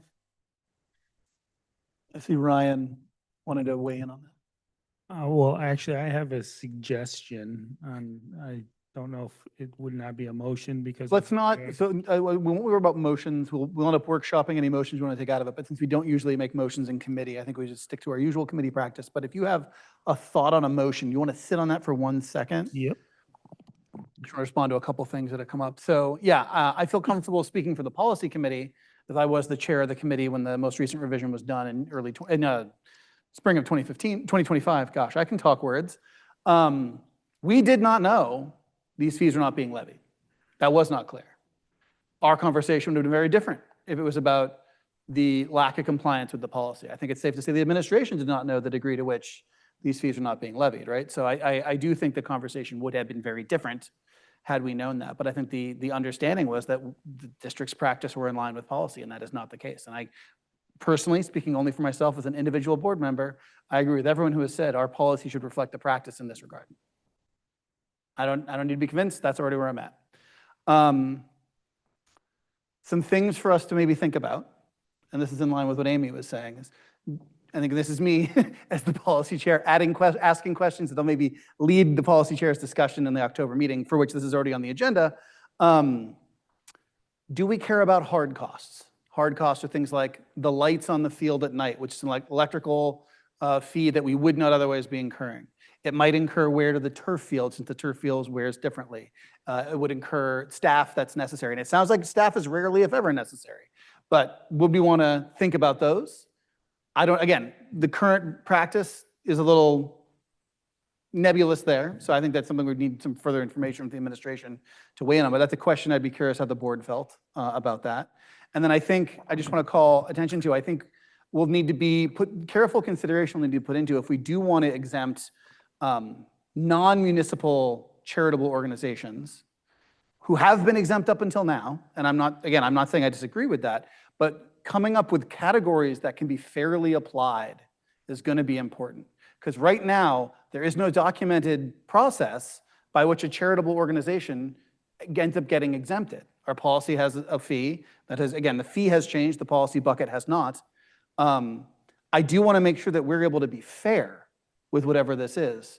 And again, I'm not here because I want to start charging organizations that haven't been charged. That's not my point. But I want to make sure that whatever we end up codifying can be fairly applied in the future. So I think that that's an area we'll need to do some research and probably have to some administrative feedback on what organizations we're talking about. So I think you, Bart, we're talking about where do we draw lines, that what lines we draw are clear and fair and transparent. So those are my thoughts. Haley. I think that we have a lot of work to do on the policy, but I think that in the big picture of it, if it's not something that is directly affecting our kids or something the children in the district use, it should be talked about in some way, and I don't know the right answer at the moment.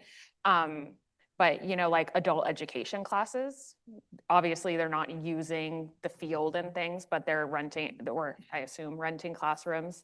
That doesn't benefit our kids in any way, so I think that they should be charged. Of course, there are other different things that kids may be involved in, but I think that that's a more detailed thing that we can take up at the next policy committee. Totally. I think we do need to charge for lights on the turf field, but I don't typically see the rec departments doing anything at night. So I don't think that's really relevant in that case. Maybe I'm wrong, but the only at night thing I've seen is an Easter egg hunt at Forsyth, but I don't think that's not the turf lights. Yeah. Amy, I saw your hand was up. Yeah, one thing that I reflected on while I was reading all the messages from the rec departments, and I don't think this was considered in the last two policy go-rounds, maybe in 2016, I don't know, is the extent to which we have partnerships with the rec departments. And that's different than somebody's cooking club that wants to rent our ovens here. So I think perhaps, and it's probably not policy, it may be more for Heidi, sort of maybe, I don't know, if making a memo or some kind of partnership agreements with the town rec departments, we mow, you mow, whatever it is. Separating them out from other potential renters. Yep. It's just a thought I had. Good thought. Gregory and then Jim. So I was wondering, first is when we start charging for, maybe it's a for-profit league that wants to use, how do we make sure that the fees are collected this time where they weren't? So I just kind of like make sure that process looks into that it works. And also wondering, Andy, if you think the facilities committee could inform the policy committee about those kinds of turf fields and electric light bulbs and the costs associated with them, because I think sometimes we might not have all the information that we need to make an informed decision about certain facilities that could be impacted more by use. Thank you, Gregory. And if you want to respond, Andy. Yeah, we can certainly work on that. I've struggled with this one because, you know, a lot of what I'm gonna say has already been said. When we voted to increase the fees, we didn't know that we weren't collecting the fees. So do I think it's fair to start collecting the fees? No. You know, if we haven't been charging an entity, it's coming as a shock and a surprise to the community.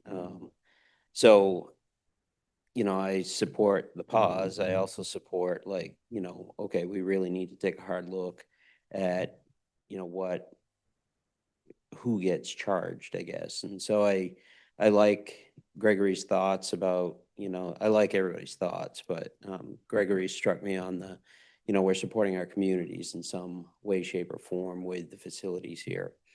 You know, is lighting for an hour or 2 hours, you know, a big deal? Is that a high energy cost? We can get a number on that.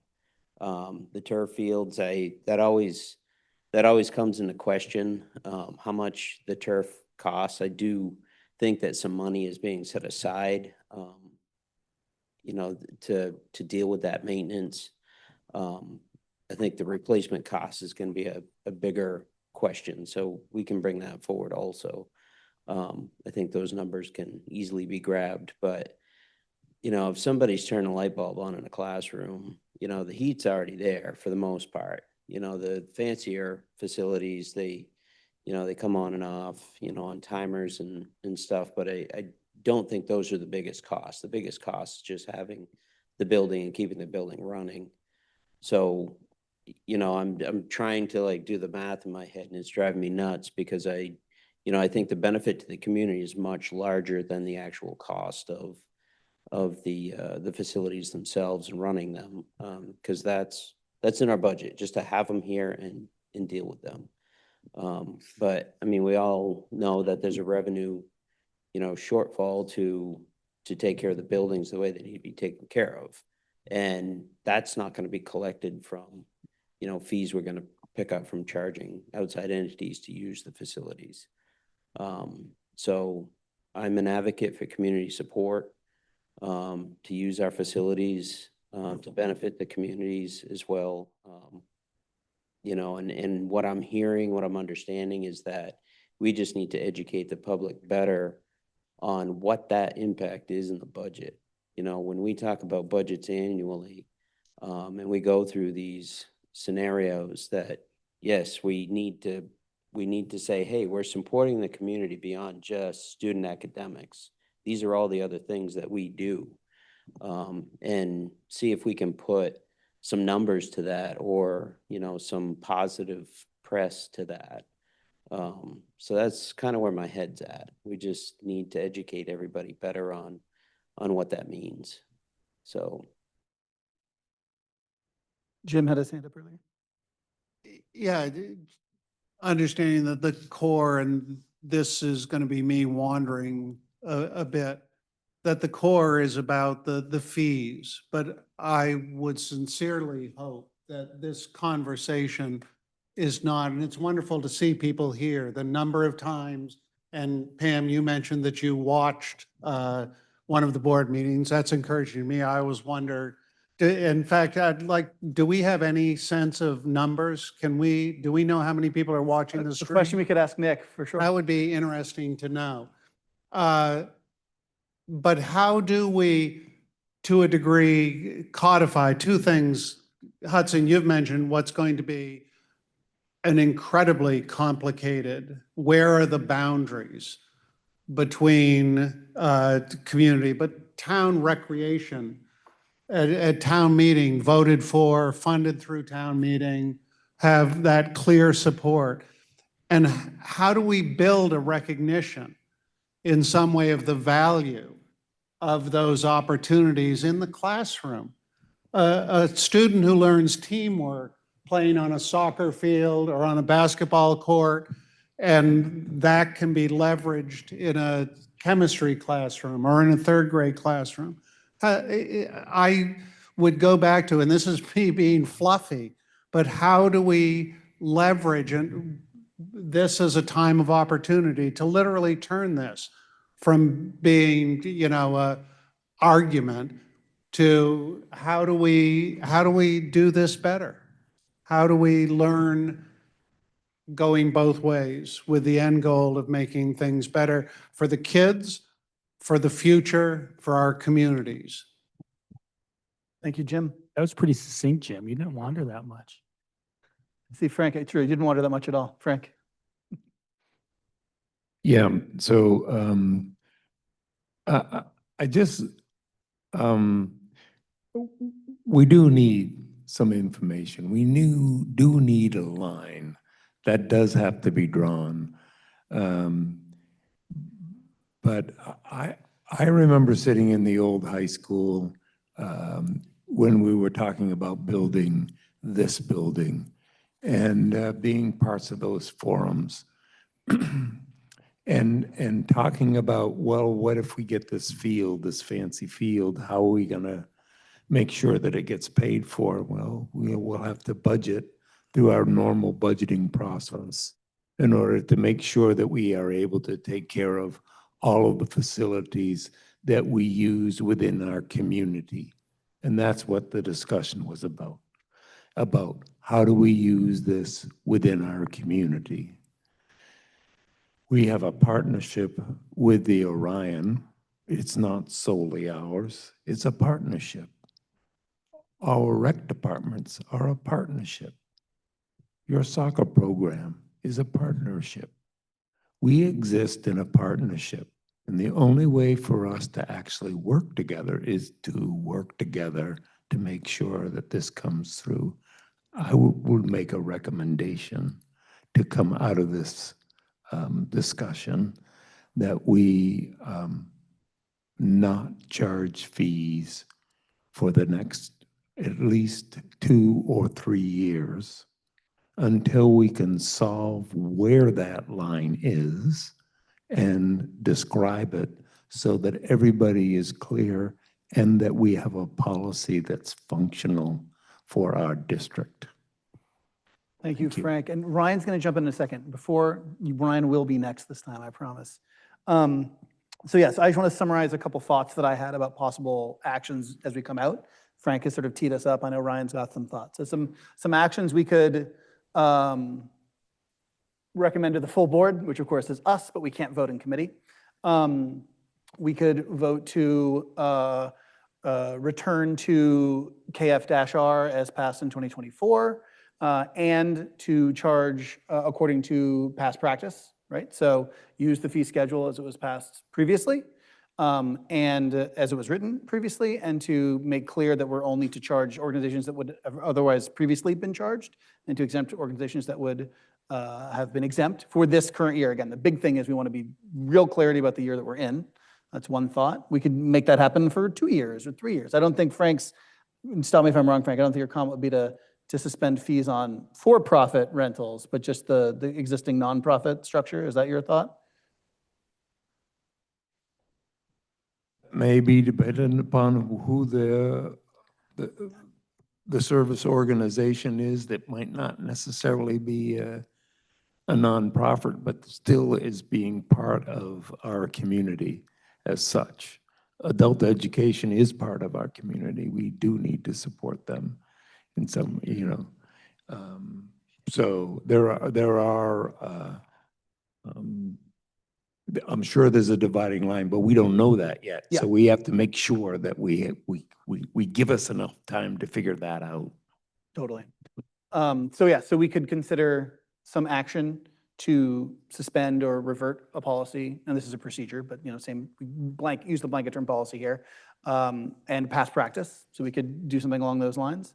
We could take multiple actions. We could refer KF and KF-R back to committee, being the policy committee, to revise and codify. We could say codify that municipalities are exempt, right? We could give that direction. It seems like that's the tenor of the conversation, broadly speaking. Again, with some edge case question marks. And then I think that, to me, the biggest thing is to assess where the work is with nonprofits. I think we can all agree that there's some obvious nonprofits who want to make sure maintain in the future, the status that they've had, but we want to make sure we're being fair about how we draw the lines. But there's other action we could take too. So if I think Ryan has a thought on some potential action, but if anyone else has thoughts, we can start workshopping what we want to do when we rise and report. So Ryan. All right, thank you. I'm in a similar space to you and Frank. My thought was that we could waive the fees for all previously exempt organizations for a period of 2 years. I think that this is going to take at least a year to figure out, and then beyond that, anybody that depends on this space would need some time to figure out how they budget and plan for it. That's kind of my thought on the now piece of it. And then in the future, I'd like to see us partner with the community to ensure the policy represents the wishes of the community and provide permanency for those exempt organizations, and that we document that. I think that there isn't, it doesn't sound like anybody here tonight is against continuing to waive the fees for those that have had them waived to this point. I think it'd be important that we document it and that that's noted. So those are the two kind of immediate and the more longer term opinions that I have. That's great. Any thoughts on those? Again, that we can workshop, we can propose alternates, we can propose addition. There's lots of options available to us right now. Holly and then Amy. I just want to be clear. Are we saying that these folks have already been exempt? Or are we saying we're going to not charge potentially those that have not been charged up to this point? Because I think that's just it is. There was an exemption process, but I don't know if anybody formally applied for that. So I think presuming a process where none was known. I think this is part of the problem, right? It's the whole thing was underdocumented. We're going to fix that. And so through this, instead of saying, yeah, step one is identifying what we want to do immediately, which may be previously exempt organizations remain exempt, right? Like maybe that's the wording we want to use. Like we can workshop that. I don't know if you've got that, but yeah. I think that's what I'm saying, workshopping the word exempt versus previously charged or non-charged. Uncharged. Previous facility usage that has not been charged up to a point. I just would like us to move away from exempt because there hasn't been. Great. I totally follow you now. Now I'm caught up. Yes. That makes a lot of sense. Amy. I was just wondering, did we already vote to suspend these fees? So we voted to suspend it specifically for municipal recreation departments for this school year. I would propose that further action, again, this is Hudson speaking as one board member, not as chair of this committee or the policy committee or whatever. My thinking is it probably makes sense to take a little more decisive action that's a little potentially broader based on the topics of the conversation. Ryan and Frank are thinking, long-term to give us time to solidify it. You'll be shocked to hear we're thinking about what direction should we give the policy committee to make sure we're doing this correctly. I was thinking something along the lines of like, moving to refer policies KF and KF-R to the policy committee to amend and clarify that municipalities should be exempt of use fees and appropriately codify past practices, something along those lines. That still gives the policy committee time to do work, get data, bring back to the board, have board feedback, the whole normal process. But in the meantime, Ryan and Frank are identifying maybe more immediate needs. So I'll hand over here. Haley? I support sending it back to the policy and everything you just said, policy committee. I think that saying we're going to suspend it for a certain amount of time would indicate that we may start charging them. Yeah. And I don't support that. So I think we do need to figure out where the line is of who we are charging. And I do support whoever we have been charging to continue charging. I don't think we should suspend the policy altogether while we work on it. And I don't know if anyone is interested, but it may be a good idea for a workshop where instead of it just being the policy committee working on it, all of us can give our input. 100%. That's a great idea. And I will agree with you, actually. That's sort of why what I've been bouncing around in my head is sort of two actions. One that is maybe time gated for again, 1, 2, whatever the group feels is appropriate years to just make clear in this period of time, absolute clarity has been established, but then giving the policy committee the direction, that's sort of why I worded that policy thing, to make clear policy committee's work is to codify the municipal conversation and as appropriate past practices, right? And so like that way, there is certainty in what the policy committee will be doing, and there's certainty that until that work is done, what will remain. That's just my thinking. Again, I'm not trying to force that on anyone. Gregory, and then Andy. I just want to follow up. I wonder if there's a job for also the finance committee, because Andy was talking about these fees that are, these hidden fees that are just built into the budget, that we're not aware of, that the budget is supporting these light bulbs, these, even the toilet paper, the flushing, the heat, everything. And I wonder if there's a job for the finance committee to think of a budget line that can show that. Well, and something, I think Kim will not mind me revealing our conversation, because she said she might not make it, so I can bring some of the things that she and I discussed forward, was talking about, if nothing else, seeing it tracked, right? You know, is there an opportunity for the finance committee to see, here was the usage last year. Just here it is. It's not, we're not trying to, maybe not necessarily attaching a dollar figure to it, but just here's just the usage, here's the number of times, so that the committee, the finance committee, and that's the board as a whole, are just aware of what that community usage is. That seems useful for understanding what we're providing. And I think it's honorable. I think it's part of our strategic planning, our goals, our visions, to provide that. I think that's totally appropriate, but knowing what we're providing, I think is good. So along those lines, it's my thought. Andy? My thought was along the same lines as well. It may take a year to identify, the groups, the individuals, the, organizations that we partner with that are using our facilities. And step one is to identify all of them, and then figure out what that impact is, workshop, that impact to the school budget, decide if it, is going to make a difference, whether we collect fees from them or not. So yeah, step one is figure it out, right? Thank you. Jessica? Where you're going with it, Hudson, and I agree. The only question I have is, since the past practice, I'm not sure we should refer back to the past practice per se, although I recognize we need a policy. So I'm not sure how you might suggest we refer that back to the policy committee. And that's why, again, so I'm not going to pretend this language is perfect that I've sketched out during this. That's why I was thinking something along the lines of, and please improve it, appropriately codify past practices, and appropriately leads to discretion, right? Like what is appropriate, what is inappropriate is my thinking. Because I don't think we know the full scope of past practice, right? But I think I want to be clear that we're taking very seriously past practice. Again, it's sort of easy to look at the municipal bucket as one thing, and I think we can all agree that, when Corey Favreau comes and talks about the Mayor Meeting Association, I think we're like, hey, that sounds great, we want to do that, but making sure that we're being fair about some of those non-municipal ones is going to take discretion. But I want to try to signal that we're taking that serious. Like that's just my thinking about appropriate, right? Appropriate is a load-bearing word in what I've written, and I'm definitely welcome to improvement from anybody. But that's my thinking, at least, if that makes sense.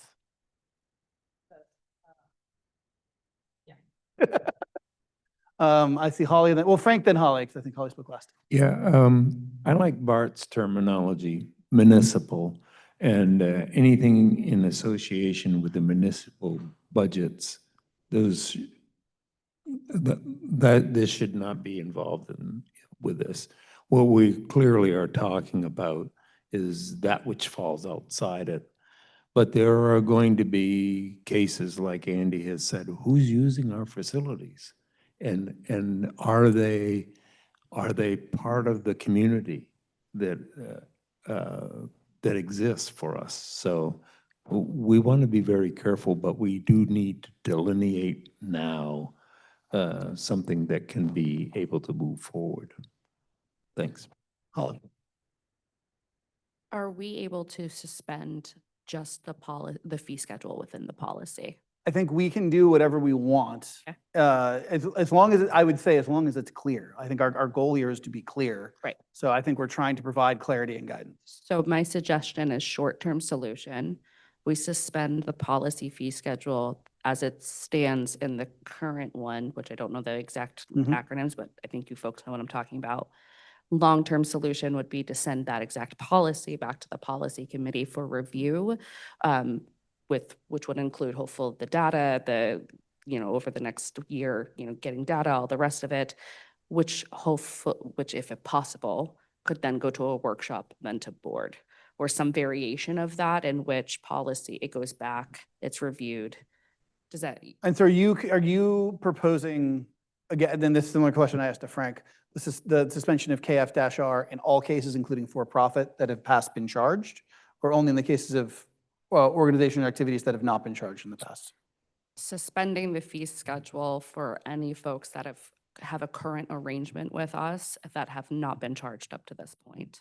Because again, kind of coming back. So yeah, basically just codifying what was in place until July of this year, essentially. Correct, yes. Okay. That's my proposal. I think we're getting a couple things, and I think getting the right language is where we're at, but I think that I've heard a couple people make that general proposal, if I'm understanding correctly. Jim? The term municipal, the only other uses I can think of in Bowdoin Central School are voting and town meeting. Currently have, and I know exempted, I believe, along with Girl Scouts and Boy Scouts have been, what's the word I'm looking for, before when a. Grandfathered. Well, when a party comes together to discuss. Oh, the caucusing. Caucusing is mentioned, and certainly town meetings are not billable. Municipal. I would, the use of the term municipal. It's in the family. It's in the community. I would just add to that. I think that's something we can figure out in the process of finalizing this. I think that to create more defined parameters at this point may inadvertently impact people that we don't know about yet. As two weeks ago, we didn't know about the soccer team or the baseball teams or people that were impacted. So I feel like, from my perspective, it would be best to keep it general to past practice with the intent of exactly what you're saying, looking for Agreed. the best way to do that over Thanks, that Ryan. year or two. Do I see another hand? I've got a thought. Hold on one second.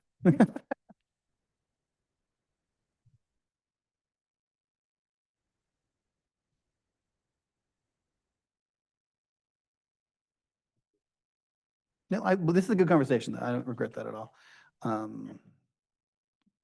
So here's something, again, rip this apart, make it better.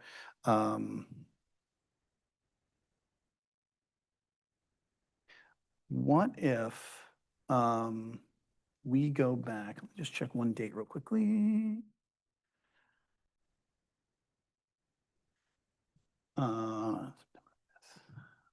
What if we did something along the lines of, to move to direct the superintendent to return to nonprofit fees and billing as they were in place as of September 5th, 2024, which was the date that the fee schedule was rewritten a little bit. No fees were changed.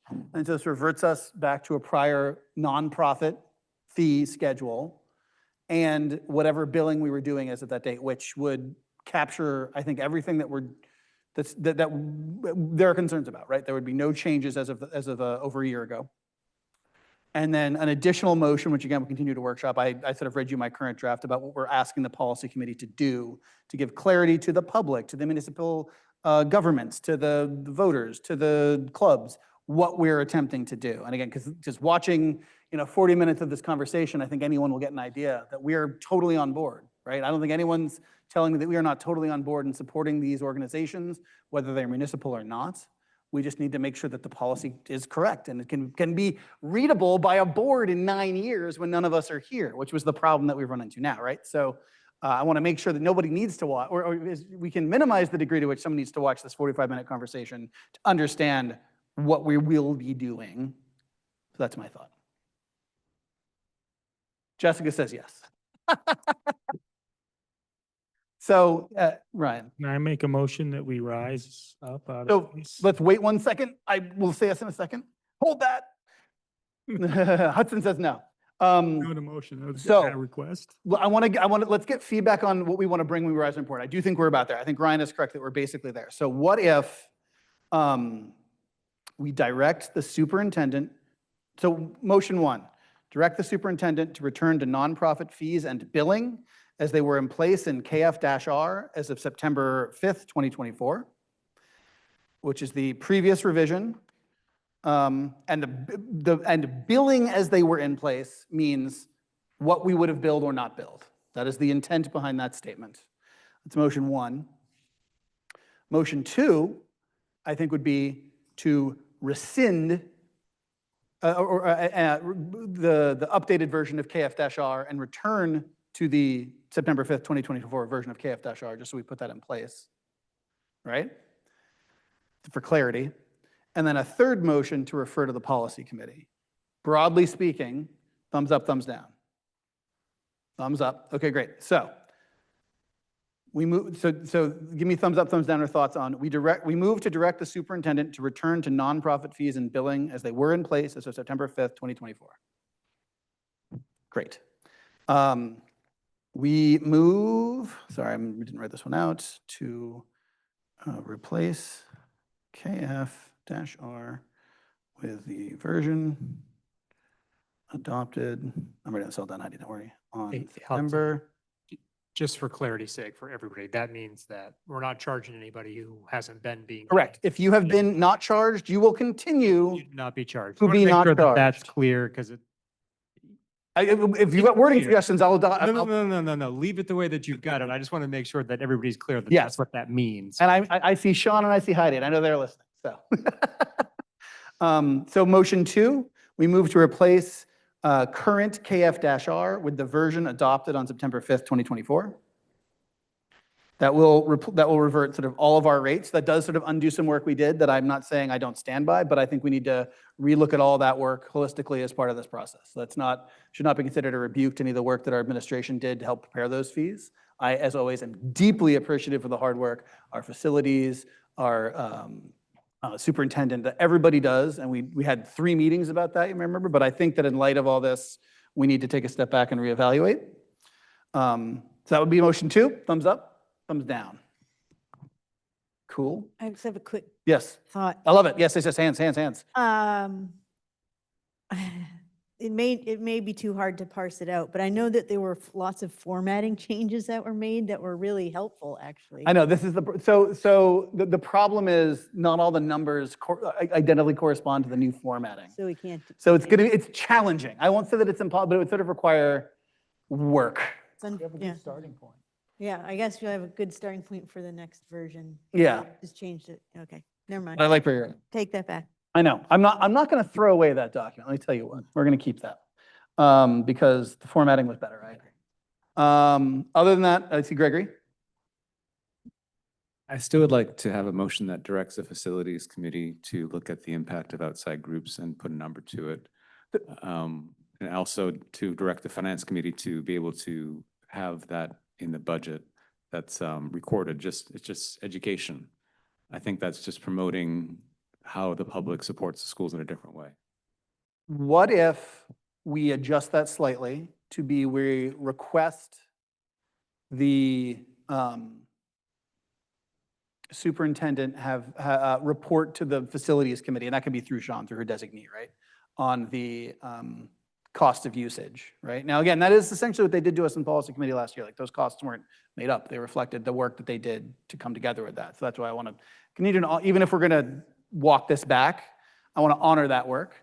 I guess because the finance, are we directing the facilities committee or are we directing the administration to provide information to the facilities committee? That's what I'm just thinking through out loud. I don't know if you have further thoughts, but I dropped my pen. Oh, Andy's got a thought while you think. Yeah. While you're thinking, I've got some thoughts too.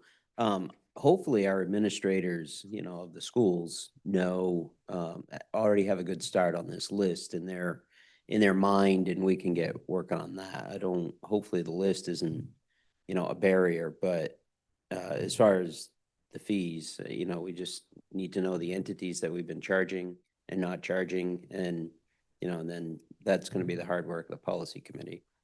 The expenses, I think, that the school incurs, we can put some rough numbers to it for sure, electrical usage and things like that. But I think, again, those are probably minor as a whole, so. So do you still want a motion, or do you feel like the process integrates it? Again, I'm not trying to cut that out. Just want to make sure I just want to be educated about the impact of outside groups are basically hearing that our buildings are 60 years old. Yeah.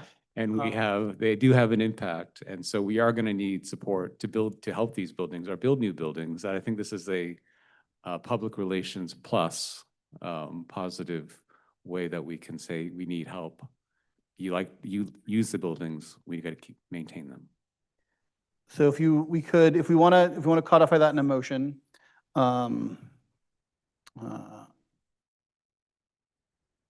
we could direct the superintendent to report out via appropriate committees on like facilities usage, something like that. And that sort of leaves some flexibility for them for the administration to determine the best way to do that, but make clear that the board is looking for some data.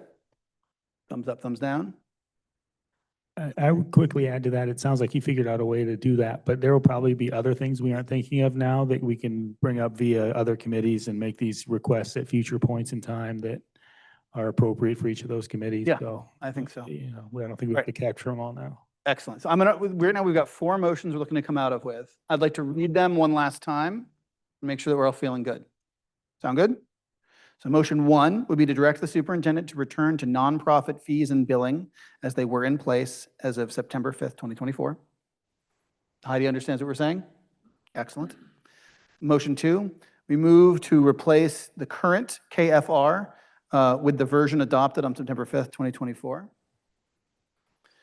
Motion 3, we move to direct the superintendent to report out via appropriate committees on facilities usage moving forward.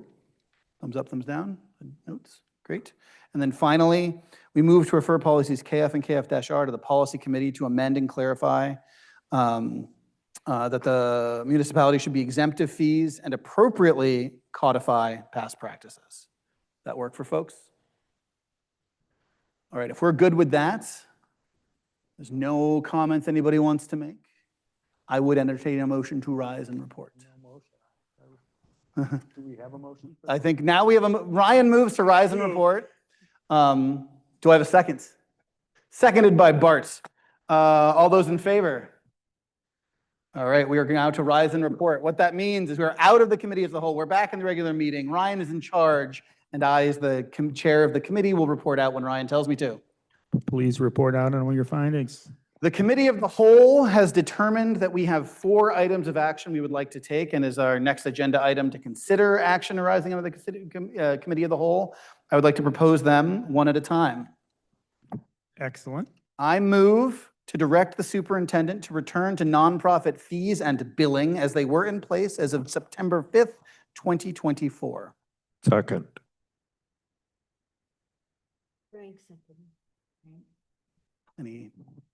Any discussion? Seeing none. All those in favor? Opposed? That was unanimous. Awesome. Next, I would like to move to replace current KF-R with the version adopted on September 5th, 2024. Second. Any questions, discussion? Seeing none. All those in favor? Opposed? That was unanimous. Next, I would like to move to direct the superintendent to report out via appropriate committees on facilities usage moving forward. Second. Discussion, questions, anyone? All right, seeing none. All those in favor? And opposed? That was unanimous. And finally, the committee suggests we move to refer policies KF and KF-R to the policy committee to amend and clarify that municipalities should be exempt of fees and appropriately codify past practices. Second. Any discussion, questions? Seeing none, all those in favor? Opposed? And that was unanimous. We made it. All right. So before we move on, just a quick thank you to everybody who provided feedback and insight and shared their opinions with us in this process. It definitely helped inform us and take action as appropriate. So thank you all. Thank you for coming this evening and your time prior to tonight. With that, we will move on to our, if I can find it here, I apologize, our next agenda item, which I believe is calendar and announcements, and that is attached. So we are set there. Executive sessions, we have none scheduled this evening. So with that, we are adjourned. Or, excuse me, hold on, please. We are not adjourned. We didn't. We missed that on the thing. That got dropped. Yes. Will, you are one patient individual and we will all wait here to hear what you have to say. And I apologize. Yeah. Thank you, right. Frank. Thank you, Frank. Well, it's great to be back with you all. Um, Ashby is obviously not here today, but he sends his regards. We've had a great start to the school year. Students have been really adjusting to the new Yonder Pouch system. I think there's been a really smooth rollout, and I think it's students as a whole have been adapting to that as part of their daily routine really well. I was talking to a friend of mine who said, you know, I really wish we didn't have Yonder pouches, but I was in my study hall the other day and I didn't have my phone. So I had to do my work. And I guess in that way, I am appreciative of that. And I agree with him. And yeah, I've already started to see sort of the school culture change a little bit. So that's just really great to see. So thank you. Thank you, Will. Yes, thank you. That was a great ending, absolutely. And I apologize again for missing that on the agenda. That was my fault. So with that, we are adjourned. Have a good night.